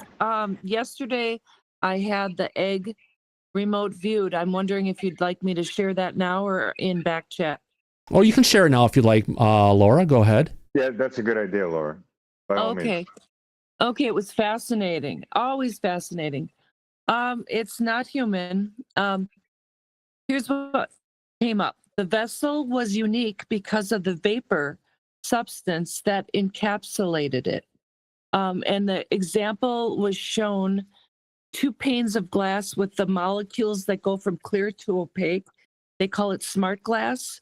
That's an analogy for how it works. The ETs use it to maintain their privacy. This vapor made them invisible to radar, etc. It became visible because a connection was broken when something happened to it. The texture feels smooth. It has a secret door. Showed another example of how a car has a flush gas cover that you push in to open. No beings were inside. and the inside of it looks like shiny silver. It has a rainbow prismatic hue over it. They drive the craft using a hologram that pops up. Humans were able to get inside the craft. It holds 2 of the beings comfortably. They are large. They were not the only craft at the time and were safely picked up when they had to land due to the vapor malfunction. It never crashed, but simply set down in southern Idaho. The image we watched was when it was carried over to Area 51. Jake was not affected so much by radiation, but the vapor that was leaking. It looked like, if you look at it, you see like a mirage on a hot day over pavement. That ripple effect is what it looks like. If you lit a match, it would have caused an explosion. It was very flammable. And if you breathe in, the vapor is hazardous. It's heavier, so it sits in the bottom of the lungs until the body can process it out. The beings have a bluish hue. They were underground at the time. They entered the craft to leave. They were actually trying to leave at the time. They got up there and went, oh, this is not working. So they landed it. Simply everybody assumes that they're high advanced beings. Why would they have problems? Well, they do. This craft was sitting for a very long time. So when they started it up, it was kind of like when you leave a car sit too long in a garage, it may be unreliable. The beings are located under a mountain range that lies to the east of California, which I'm assuming is the Rocky Mountains. Oh, wow. Very, very interesting, Laura. Thanks for sharing that insights coming from the remote viewer. Again, remote viewing is similar to what they've got going here. Maybe not. It's still, it's a different psi ability, right, Laura? That we all have. Correct. Interesting. That's all I wanted to share. Thank you very much, Laura. We appreciate that greatly. All right, let's get into one more thing now. The other person who said yes, there are alien bodies, was back on May 8th, 2023, coming from none other than David Grusch. Let's go ahead and play this little clip because everyone's saying, look at Stratton. He's saying we've got bodies, we've got ships. He says he's seen them. Let's see what Grusch has to say at that point. Here we go. Play it.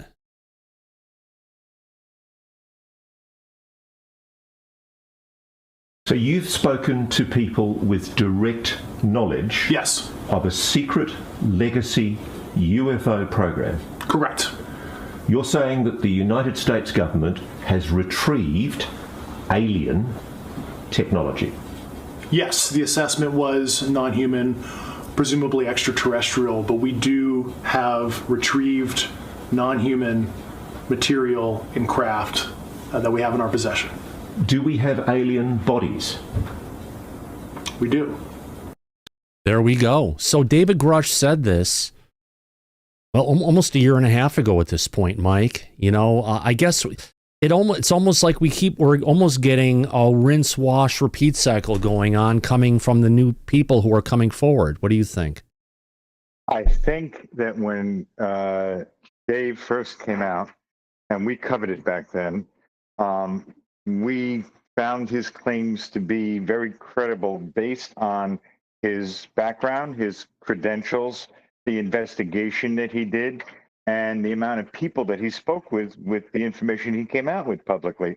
And he also did it under oath, which helped to strengthen his credibility, because if it came out that anything that he said was a false statement, he was potentially facing 5 years in a federal penitentiary.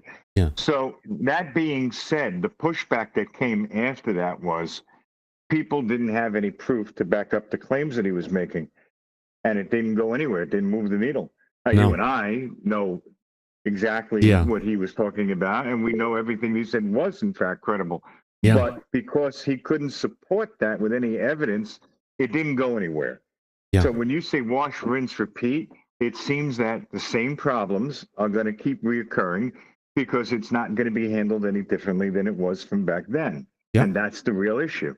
right? It seems to be that way, Mike. It seems to be. Now, TVT has his hand up. I'm going to step away for 1 second if you want to engage that. And we've got another video clip we'll be bringing up in a second where this is coming from the SAL conference from last year, Mike, where Gary, okay, hold on a second. I didn't call on you yet, TVT. Keep yourself muted, please, until we call on you. Sorry if I'm making that teacher mom voice, but everyone in the back knows the rules. On that note, before we get to TVT, we've got an interesting video clip coming up with Matthew Pines talking to Dr. Gary Nolan. And Dr. Gary Nolan asks, this is a really good point going on for the audience. Do aliens have rights? Are they alien combatants? Are these people, if we're taking these things and doing things to them, are we breaking any, just regular treaties on this planet and not giving them the humane rights they deserve? But until we get to that point, Mike, I'll let you go ahead and talk with TVT, and I'll be right back. Absolutely. Absolutely. TVT, go ahead. Hey, Mike, how you doing tonight? Doing well. It's a good Friday night. How are you? Yeah, I'm fine. I'm enjoying the night myself. So what's on your mind? Well, let's consider the fact that, say, aliens are real. Right. Unquestionably. Okay, they come from a planet that probably has all different kinds of animals like we do. I mean, that just goes to show that there's a lot of alien life out there other than just what we're seeing here on our planet. I mean, that opens up a whole new world of possibilities of, alien life on their planet as well. And it's just, if that comes to be true, there are. Do you think there's going to be that disclosure of like other life forms besides these aliens if it comes to be true? Well, it's actually a bit more of a complicated question than it seems at face value. And I'll tell you why. Because number one, nobody has specifically been able to establish if whatever the NHI are here on this planet with us, if they come from another planet or another dimension or some other form of existence or consciousness that we're not aware of. So it's hard to articulate and give a specific answer to that question. But that being said, what has been confirmed is that the biologics that the government has been in possession of and the UAP craft that the government has been in possession of all this time with the reverse engineering and the crash retrievals. David Grusch did, in fact, after a second DOPSA clearance, have a private meeting here in New York City and spoke with high-level members of Wall Street. And what he had confirmed to them is that the UAP craft that the government is in possession of is physically 40 feet in diameter on the outside, but on the interior, over 300 feet, which is the size of a football field. And the biologics, which has only been referred to in the term from the government as biologic, has never been given a specific type of alien or species or anything like that. So it's a blank term without any real meaning specifically. David Grusch now finally confirmed at that meeting that it is in fact the gray type of aliens that the government is in possession of the bodies of, which are the ones that many abductees over many decades have claimed to have seen and been abducted by. We finally got confirmation from a government official that had explained that it is in fact the grays. So that much we know, that's been confirmed. Beyond that, with all these several other types of species that have been talked about allegedly, nothing has been proven or confirmed, but that type has. So I can tell you that much I know. Anything beyond that, there's no proof to support any of that. Remains to be seen, TVT. Does that answer your question? Yes, it does. I just think that the disclosure could go a whole lot deeper than what meets face value. I mean, with that craft being the way that it is, that's an odd explanation of an interior of something that's only 40 feet size. It's 40 feet on the outside, which means the outside of that craft is existing in our 3D reality, our dimension, but it may have the technology, especially if it comes from a higher dimension, to be able to transverse that and on the interior be in a different dimension from ours. Right, almost like a matrix or something. Well, interdimensional is more of the scientific term that applies to that. But yeah, it could be interdimensional tech. They could be coming not from another planet, but from another higher dimensional plane than ours, which would also explain the consciousness angle, because it seems that a lot of their technology operates primarily from their interaction and use of consciousness and telepathy, because the biologics that were recovered, that were examined, reports have indicated that they don't have vocal cords. They're like 3 to 4 feet tall, thin, like children, large heads, large. Are their heads flat on top so I can rest a drink on it? No. Nope.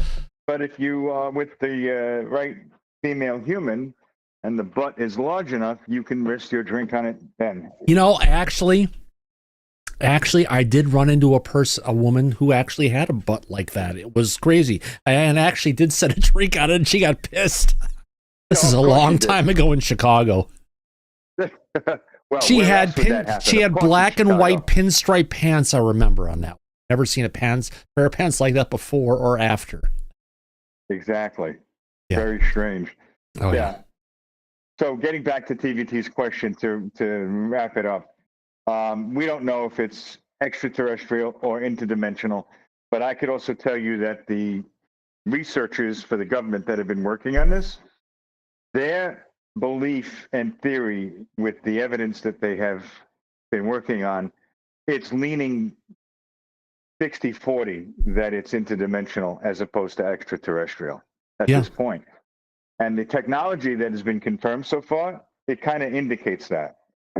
So you know, for the longest time,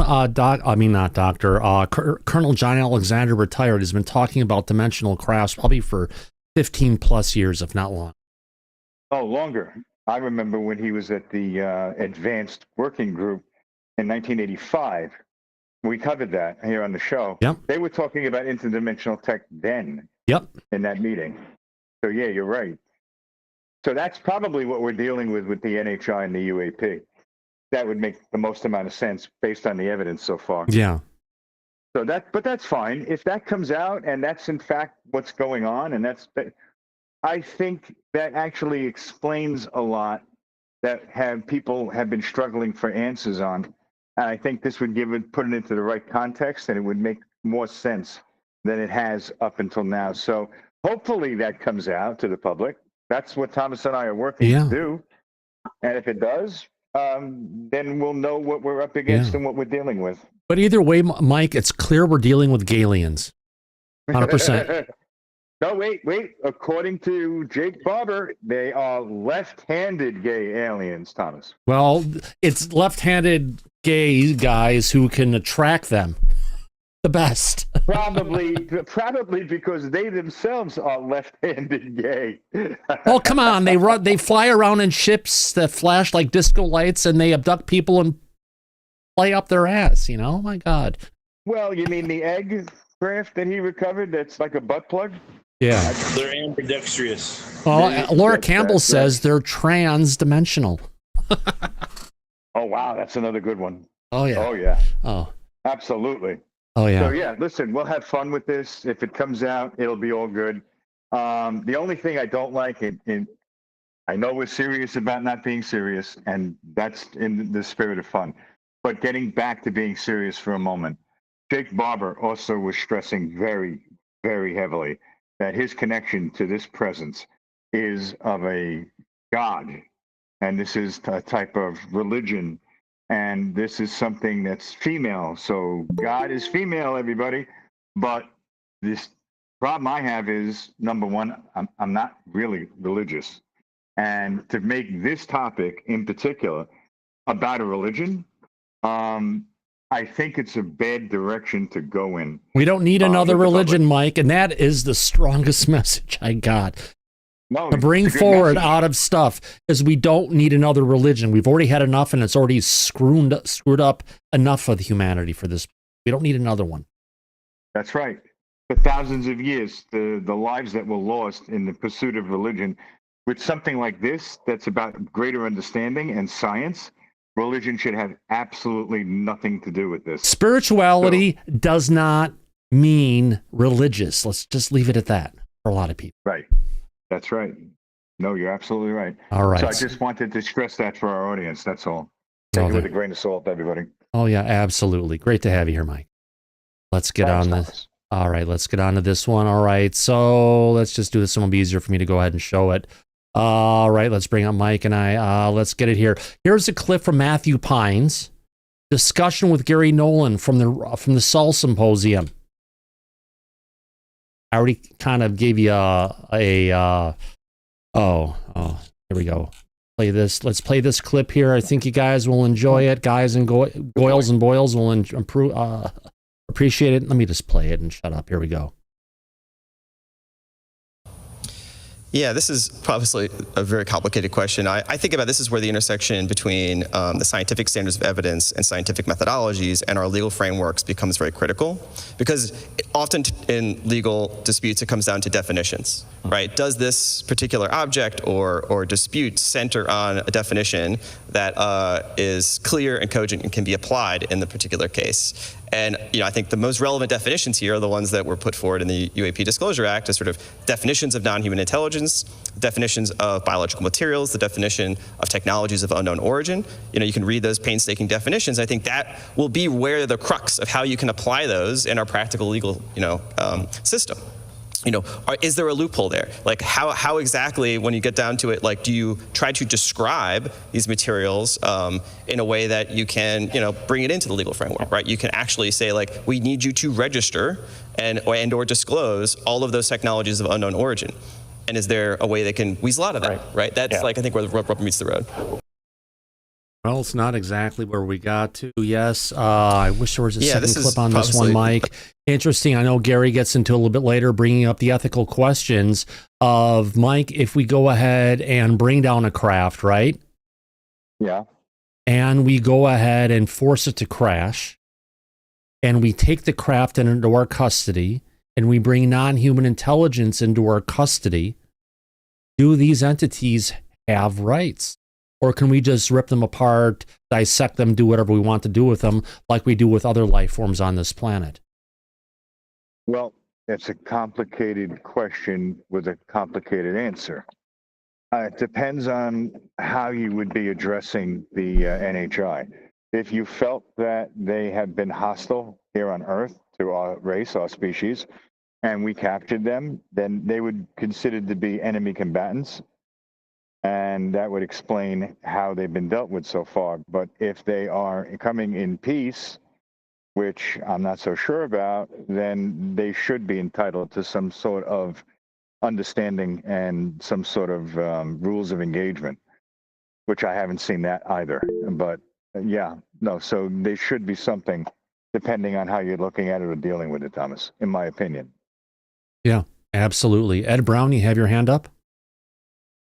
Yeah, the thing that comes to mind to me is we ought to find out who they are before we start shooting them. I mean, if they are much more capable than we are militarily, then destroying one of them or killing one of them could bring a wrath of you-know-what down on us.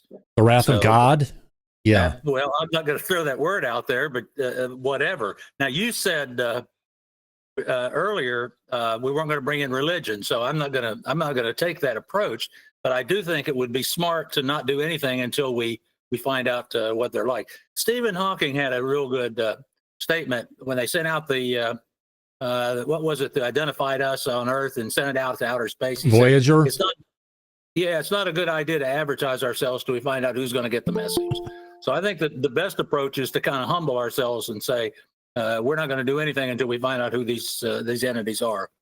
Yeah, that's a very good point. And Ed, let me point out real quick that when we heard about Immaculate Constellation recently, one of the accounts that Michael Schellenberger had brought forward was an F-22 was on patrol, and these orbs surrounded it and boxed it in and escorted it out of its patrol area.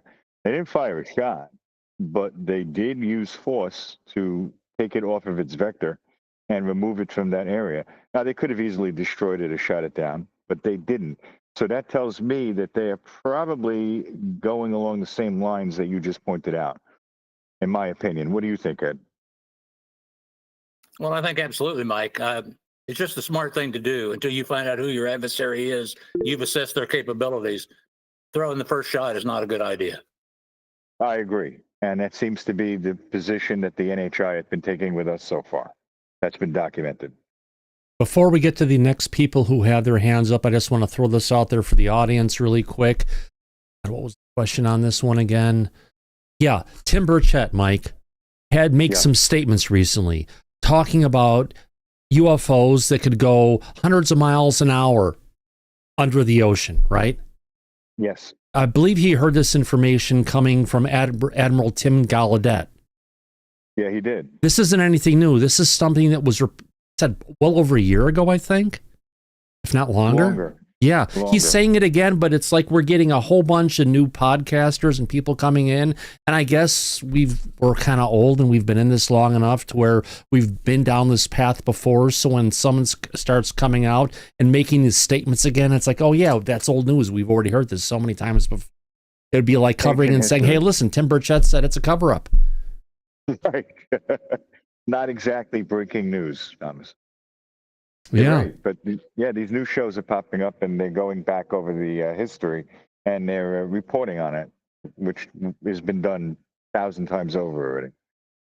So wow. You have to just take that with a grain of salt as well. Yeah. Well, we have Corporal Abe just got out of the Uscow. We're glad we're just talking about you, my friend, before the show started.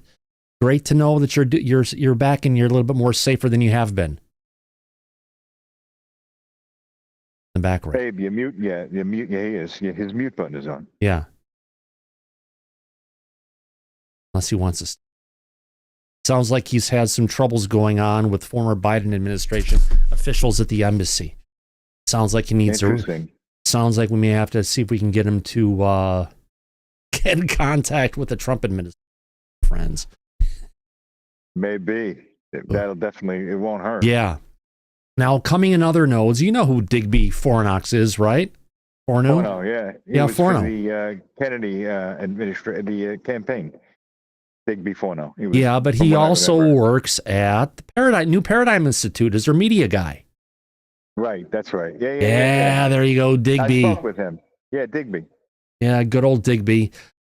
Quote, this is from earlier today. I hear that through the grapevine that a massive announcement that we've all been waiting for is being made at some point next week. Let's keep our fingers crossed that that's true, and only time will tell. So Danny Sheehan is in really close with RFK Jr. He was in the Christmas family photo. Remember that? We showed that one. I do, yeah. He is. His family is involved with them. So yeah, that's a very close connection. So he might have some insight into. There's some insight potentially, and I would call that coming from a highly credible source. You think we're going to hear about the drones, or maybe about something more about UFOs getting declassified by Trump, or could it be potentially about LUE Elizondo getting appointed? Or they could appoint LUE Elizondo, but if they really want to appoint someone to that office, appoint Danny. Yeah, they could do that as well. But my opinion, and it's an educated guess, I don't think we're going to hear anything further on the drones at this time. I think everything going on with Jake Barber right now and the news cycle, I think it's probably going to be UAP related. Another educated guess. Oh, but wait. I do have a clip here. It's in here somewhere. I know I saw it a little bit ago. It was one of the stories I went past. All right. Concentrate. This is coming in from Fox News. One of the mornings. I believe it was today. Yeah. This is from today. Let me go ahead and bring this up. You know, Fox News is not going to let Trump off the hook with regards to the drones. Case in point, let me bring up this video here. I think you guys will like it. Just a little 30-second clip, but it should be fun. Where am I? Gotta go here. Not that one. Oh, here we go. Let's just play it. When we had the drones, particularly over New Jersey, concentrated not far where the former president-elect lives, has a home, and he finally spoke up after days. Representative Jeff Van Drew of New Jersey, everybody saying that they knew what was going on, couldn't say fully, might have involved an enemy in Iran, so on and so forth. Until he said, I'm not going home. I'm not going back to Bedminster until you tell me what's going on. I want those files to be declassified. I want to know what was happening above the skies in our home state. Bingo, Mike. You hear that? They're not going to let up, are they? No. And it's about time. It's good to see Fox being on point with something like this. Yep, they were the ones who asked him in the interview in the Oval Office when Trump was out there signing all the great executive orders that he did. Mm-hmm.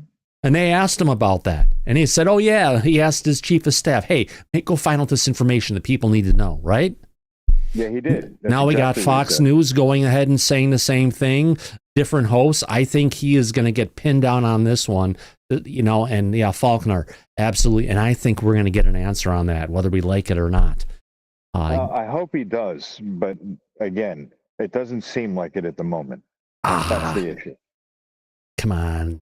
We'll get there. I think we got a better chance in finding out about drones than we do about UFOs at this point. At least it's the start.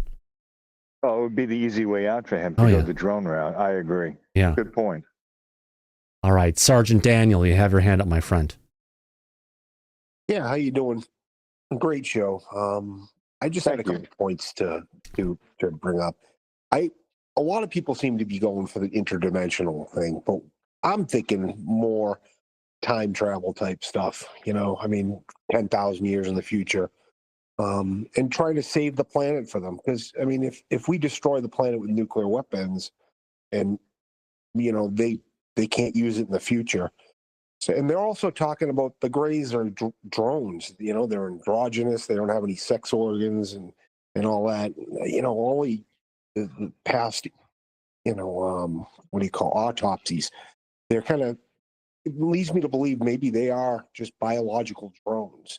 And if you listen to the government, they're always telling you there's no such thing as extraterrestrials, but nobody ever says there's no non-human intelligence. Right, exactly. They go ahead and pre-class and say there's no extraterrestrials here on the planet. Right. They're not just saying there's no non-human intelligence here. That's what they're not saying, Daniel. No, and what I think is you know, maybe they're probably from the future. You know, a meteor hits us in 5,000 years. Sir, nobody survives. we go through a great reset on this planet every 12,500 years. And you know how long it's been since the last one? Little longer than 12,500 years. We're late. And they're playing with the nuclear weapons, but they're not keeping us from, you know, they're not keeping Ukraine and, you know, Russia from killing all of them. You know, they haven't stopped one war. No. They haven't interrupted any famine or natural disasters. We've gone through major sessions of genocide, of humans killing lots of humans, a lot of horrible stuff that humans done. And they've, you know, we've blown up not one, but 2 nukes in Japan. And we've blown up over 2,000 nukes on this planet, underwater, above ground, underground, up in space. And you know what? They've never stopped one of those, not one from ever happening. It's not about us. I don't think they give a rat's ass about us, telling you the truth. No, I do think that it's what we're going to do to the planet, though. I mean, it's going to be a big difference if we have a nuclear winter and destroy everything, if everything dies. You know, I mean, I think that possibly, you know, they're us from the future. And or it could be us from the future, or it's more likely it's a life form from another dimension. Sure. But what I was thinking is more they left the planet looking for somewhere else. They couldn't get there. And, you know, they came up with some, you know, idea to change the nuclear weapons, you know, keep us from nuking. You know ourselves. what? If we nuke ourselves, all they have to do is direct an asteroid to hit the planet to go ahead and shake everything up and reset it again like it's happened so many times in the past. Maybe. Yeah, possibly. You never know. Possibly, but I do listen to what they say, and they're always telling you no extra. Even Elon Musk, no extraterrestrial. But they don't. You never ask him about non-human intelligence, or he doesn't even comment on any of the craft or what they're picking up. Nothing. He just. He says, "Oh yeah, they haven't. What do you call it? Collided with any of our satellites, and we have a lot of satellites up there." Yeah, and if they're using the Earth's gravitational pull, how's that going to bring them to Mars? You know, if they're using anti-gravity type stuff to fly around, how are you going to get to Mars using gravity? I mean, because they're not using anti-gravity. They're creating a gravitational warp field. And guess what? Outside of the planet Earth, there's gravity everywhere, my friend, everywhere. And possibly, potentially, we were talking about Cheryl Costa earlier this night. Do you know that a majority of all sightings that happen on the planet, whether it's in day or night, is when you have the Milky Way galaxy in between perihelion, basically between sunset and sunrise over the planet, when it's somewhere above, whether it's day or night, that's when we see a majority of UFO sightings, which means that there's a greater tie to the center of our galaxy and its energies than it is just what we have going here on Earth. No, I'd like to see them be able to go to Mars using anti-gravity, but hopefully we have that technology, and hopefully they're just gravitational warp field. Yes, going to change the world. Absolutely change the world. And if we had it, we'd probably see it already realized. But again, Dr. Eric Davis, I believe Mike said that we haven't been able to figure any of this shit out. It's like giving an iPhone to an ape and saying, "Okay, mass produce these," right? Right. Exactly. But they're probably using some stuff they've picked up off the ground. You know, we can't reproduce it, but they can recycle it. You know. Bam, bam, bam. Absolutely. Hey, Thank you, Daniel. They'll write the Bible if you give them enough typewriters and enough time, right? Oh boy, you never know. Andy W., you have your hand up on that one. Yeah, that's a tough one to follow, my friend. It is, isn't it? Yeah. Hi, everybody. Yeah, I've been quite in the back. Came in after you kicked off, but yeah. So, how long now are we into this drone sighting phase? You know, what, 3 months now? Still nothing. Yeah, I don't know if it's still going on here in the UK. It's very, very quiet. Our friend Daryl's about here somewhere. But yeah, you know, it's actually over 3 months, Andy. It was November 18th that it started. Okay, so no, it's over 2 months, Mike. All of November to December 18th to January 18th. We're a little over 2 months. Right. So yeah, heading into the third month. Andy's not wrong. We're in that zone. We're coming up to 3 months now. Yet still, nobody has admitted to anything on this. You know, your new POTUS, he's asked a question now of you know, let's look into these things. You know, he seems to be moving on at great pace with whatever he's doing over in your part of the world. But I'm still waiting to see how long it's going to take for any info to come out on this, if any. Yeah. I think we've got a better chance of bringing out UFO disclosure than we actually have the truth coming out about Starmer and his cover-up. It's not a happy country at the moment. Oh, I know the stuff that came out today. Holy, yeah, nasty people covering things up. Yeah. Keeps getting worse somewhere. Worse. Yeah. Yeah. Oh, wait a minute. We do have someone in the back. We do have one of your friends in the back. Liberty Wing UK, Liberty Wing. Are you there? He's been here for a while now. I know that, but he just said something very interesting, and I'm calling him up to the front of the line. Perfect. Nice to have him. You want to unmute yourself, Liberty Wing? Okay, in the back, he said, I saw jets last night at 8:20 p.m. Go out full burner. He's talking like F-35s or so, F-22s that are in UAS Lake and Heath. And reports of lights again. So the drones are back up again in the United Kingdom, it sounds like. Wow. I don't know if you can hear me. We got you. Yeah, we got you now. Yeah. Last night I wasn't at Lake and Heath, but I was looking out into the sky because I heard all the jets later than normal. And I looked into the sky and I could actually see the afterburners, and they're about I don't know, I reckon they're about 10 miles away from me, but they were like full burner again, chasing. It looked like they were chasing something.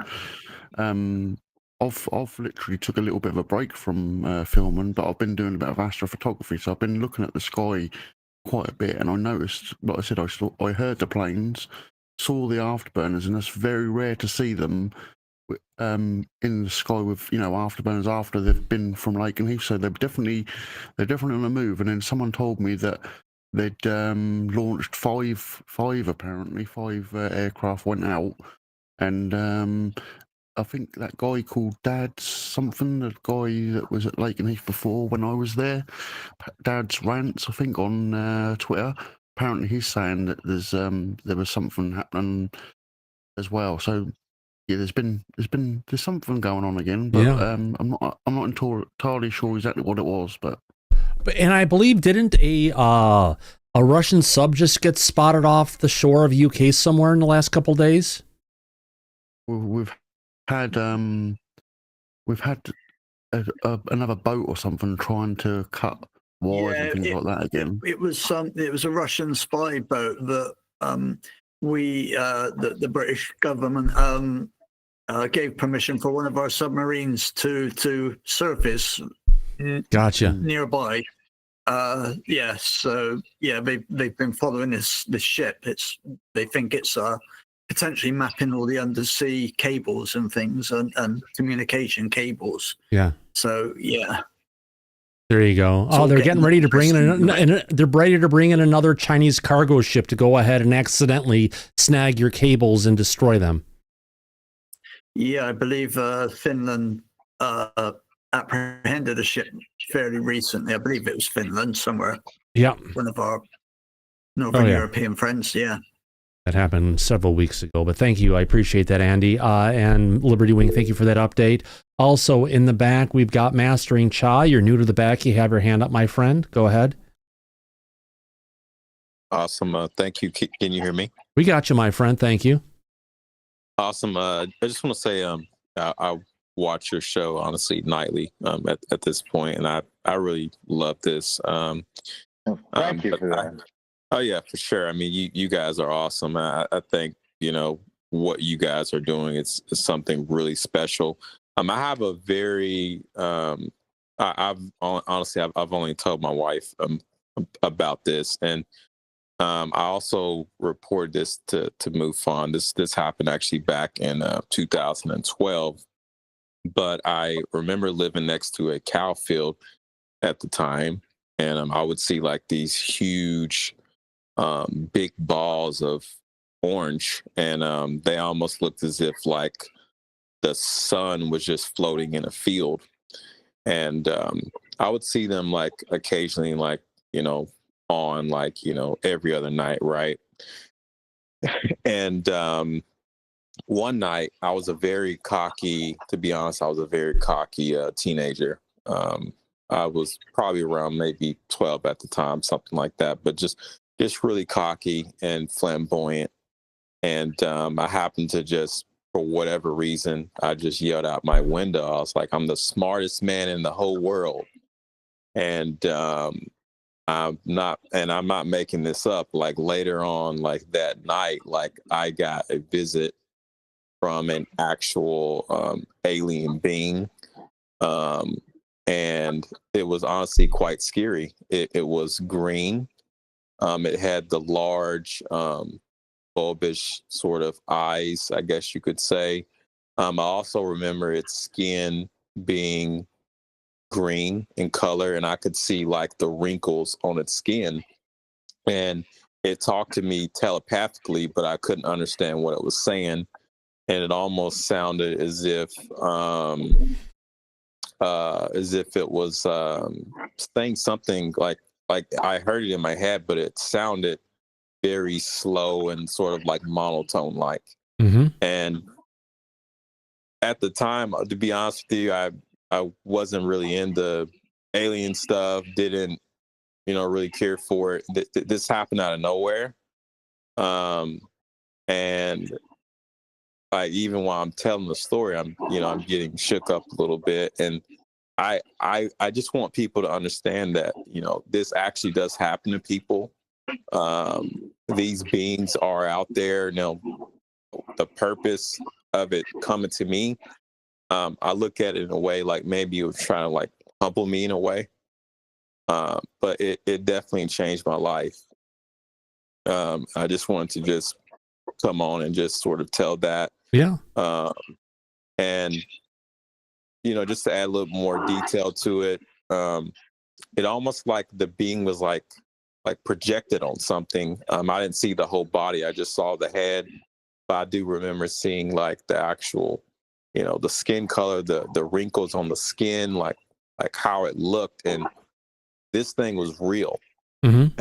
And I remember telling somebody, and they're like, "Oh, that's sleep paralysis." Like, I've had sleep paralysis before, and I know the difference.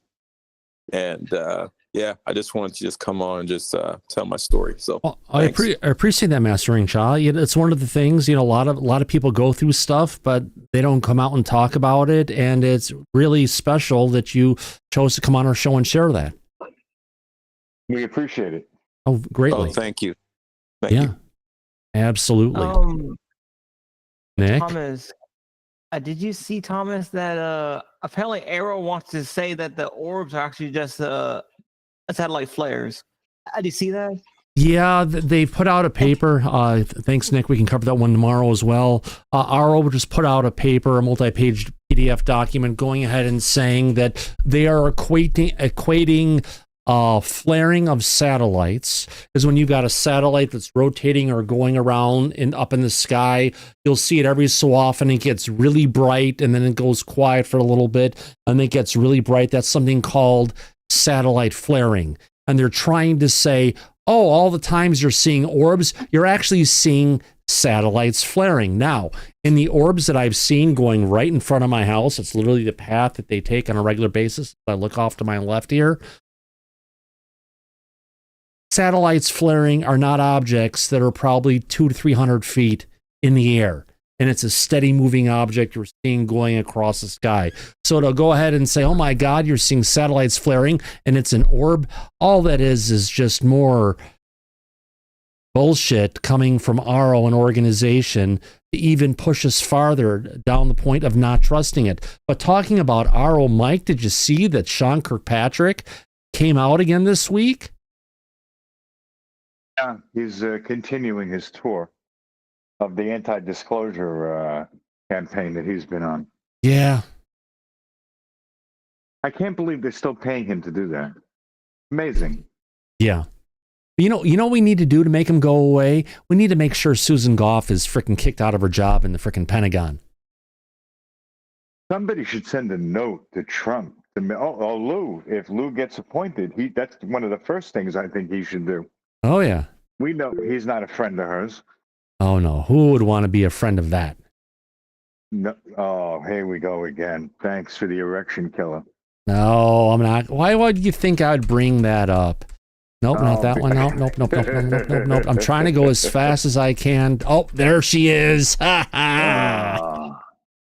Thought I was going to bring up. God damn it. You thought I was going to bring up another picture? No, Mike, we've got your new photograph up. Here we go. Susan Goff. Remember her from our New Year's Eve party? Yes. Kelly, remember your comments about her and what she was doing to her poor sex toys? I know, it was horrible. But yeah, Susan Goff, we need to get her out of the DOD. Let's just say that. We do. And hopefully that happens soon enough. Yeah, absolutely. Because do you think she'll go on a speaking tour like Kirkpatrick has been doing if she does get removed? No, because there'll be no one to force her to come forward. You know, I'd rather be looking at this picture coming into work every day than going ahead and looking at good old Susan. Yes. Oh, I'm with you. And by the way, this is the picture. This is the official picture of the president, and it's going to be hanging in every single, it's actually currently hanging right now in every federal building around the world. And those people that were responsible before he got elected for all of the legal troubles he's had, that look on his face is directed at them, and they know it. Oh, I That's why there's a know. lot of people leaving Yeah. quickly. Oh, yeah. You better believe it, my friend. Now, one last thing I want to go ahead and bring up before we look at the time already, how much time we've gone through. You never thought we'd get here so quickly. I do have one more thing to bring up. Where is this ad video solo? Let's just go to this one with guest Mike. We've got a tweet that came up from crying Chuck Schumer. There was a post from the White House saying President Trump orders historic transparency of JFK, RFK, and MLK files to be declassified. This is a big one. A lot of people have been waiting for years, for decades, right? Over 60 years so far. Yeah. So Chuck Schumer does a quote on that, a quote of that message, and says, "Now do UFOs." Chuck, why couldn't you say that to Biden? Because Trump isn't going to listen to a word that you're saying. Yeah, it's going to fall on deaf ears. Yeah. So everyone said, yeah, that's the right thing to say, Chuck. Yes, absolutely. Well, Chuck waited too long. I think we have a better chance of bringing out the Epstein files than we do on Trump bringing out the truth on disclosure. At least it'll be, we'll see where it goes. A quoted tweet is when you take a message like this and you say, do a quote on it, and it puts your message above it versus in all the replies, right, Mike? That's correct. You and I do that pretty regularly on social media, on X, Twitter. It's something we need to do on a regular basis. And you're right about Schumer. It was the right thing to say, but at the wrong time. Bad timing. Oh, yeah. Absolutely. Remember, Senate Leader Chuck Schumer, back on September 24th, 2024. Bring this up here. Let me show it to everybody so you know I'm not lying on this one. Document. So let me bring it up. Thank you for making it so big, Matt Laszlo.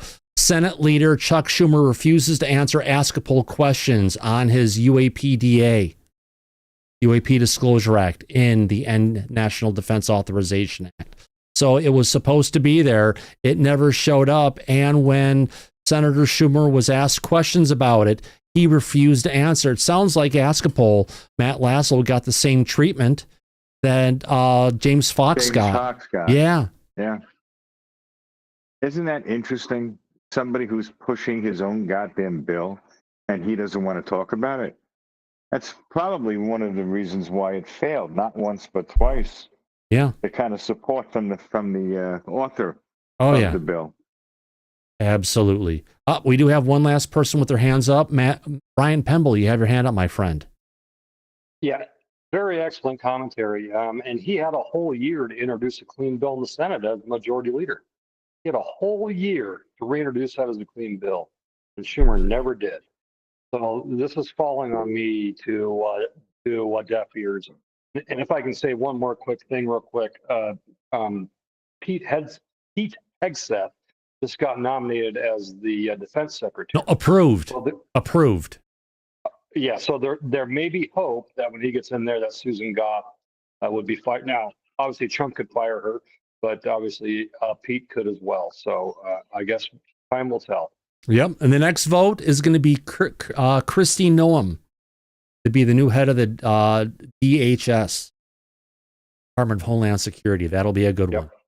Everything is that will be a good one. Yeah. So is that an ostrich egg, my friend? Brian? Yeah, I've got this. Yes, I've got this in my screen here. I actually bought this. Ironically enough, this is an ostrich egg from an ostrich farm about 20 miles north of me. I bought it the day before the Jake Barber video came out, and like, go figure that I would buy this. So I don't know if this is a psionics on my left-handed part, because I am left-handed, but yeah, I bought an ostrich egg the day before the video came out. But you are straight and have a wife, so. As far as I know, yes. So I don't have all the qualities. Oh, there we go, Perhaps Mike. you and I could link together, and we could use your qualities and my left-handedness, and we could figure it out. There we go. Thank you. I appreciate that. Syrup, your hand is up, my friend. Yeah, it was in reference to the Schumer, right? Okay, so Schumer tried to introduce this amendment, him and Rounds, right? In the what is it? The permanent? I don't know. The select committee is the one that basically. No, Schumer is actually he was the majority leader of the Senate, so he can introduce anything he wants to. Right. So he's the one that introduced the UAPTDA, right? Yeah, the UAP Disclosure Act 1.0 and then 2.0, which was basically almost the same thing.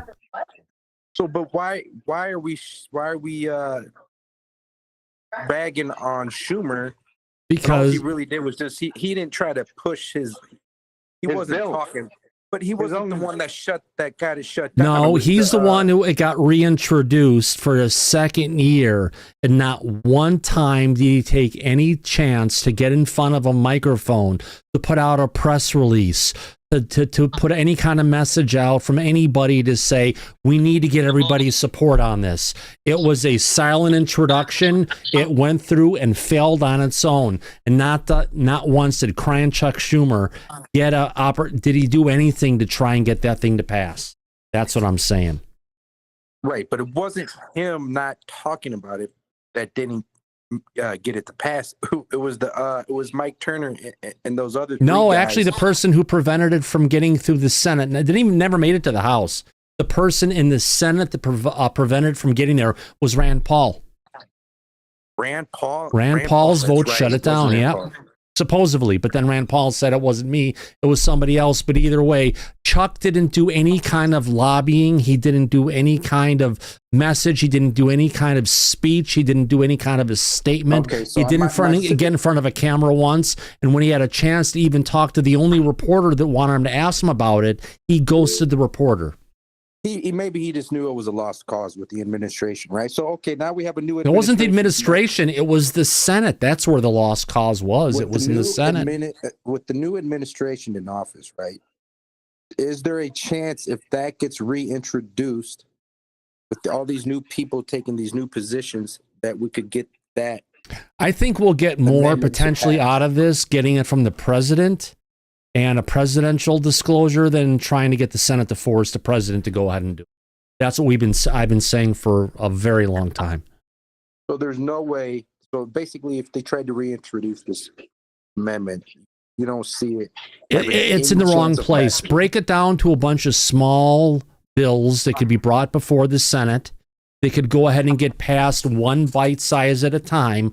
But in its present form of the document that was written allegedly by Carl Nell. It wasn't written by Schumer. It wasn't written by his lawyers.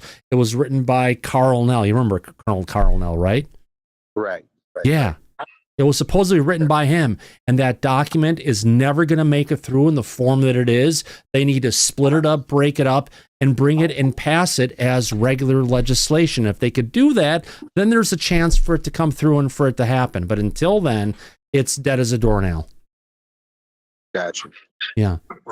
Daryl Zernick, your hand is up. Last person for the night. Go ahead, Daryl. Just a quick footnote to Mike Turner that I don't know if everybody's aware of, but he was removed as the House Intel Committee chair. Yeah. So that was it. Oh, thank you, sir. Did you make it to the inauguration? Did you get to be in one of the little side buildings? Oh, yeah. No, I made it into the big side building, the Capital One Arena where the rally was. And then some congressional senators and so forth, some inaugural watching parties, and a few other things. I can share some stuff afterwards. Cool. I got the Trump dance live with the village people. So there you go. That was amazing. Absolutely. Thank you for coming in today, Daryl. On that note, actually, let me bring this up first. We've had a lot of people give us some great super chats tonight. Holy cow. Thank you very much, everybody. We appreciate your love and support of Disclosure tonight. Let me go ahead and thank the people that have given us some great super chats tonight. Who am I talking about? God, more have been popping up, and I'm sorry I have not been bringing them up. Mr. Grimlock, thank you very much. Brendan England. Mary, thank you very much. Mocha needs an igloo. She's sleeping here, and Moose is over here. So thank you very much. Kane Northrup. Mr. Catfish 2100. Rick Roberts as well. Thank you very much. Tamisha Bertrand. Charles Kerr. Nikki X1. Thank you very much. Mary. Daryl Zernick. Thank you very much. Mr. Live Long and Prosper. Badger from Bothell. Thank you very much, my friend. And Wildcat Mahone. A bunch of great support for everyone here at Disclosure tonight. More importantly than that, I want to thank the people in the audience who have been with us tonight. Thank you very much. Appreciate everyone coming out. I want to thank everybody in the back. Mike, it's been a great show today. Oh, it was a lot of fun, Thomas. We covered a lot of ground for our Friday night show. Excellent. Audience had fun. We did. And we'll lead into tomorrow's international show for our European audience. Yep. And as we usually say, Mike, at the end of every episode, yes, Mocha, you're a good girl. Girl. Wants to come say hi to the show. You've been sleeping all night, haven't you, good girl? And on that note, Mike, as we usually say on the end of every episode of Disclosure tonight, eyes open, no fear, be safe, everyone. But go back to Party City where you belong. Absolutely. We'll see you all tomorrow, everybody. Thanks for coming in. Take care now. Bye-bye. See you soon.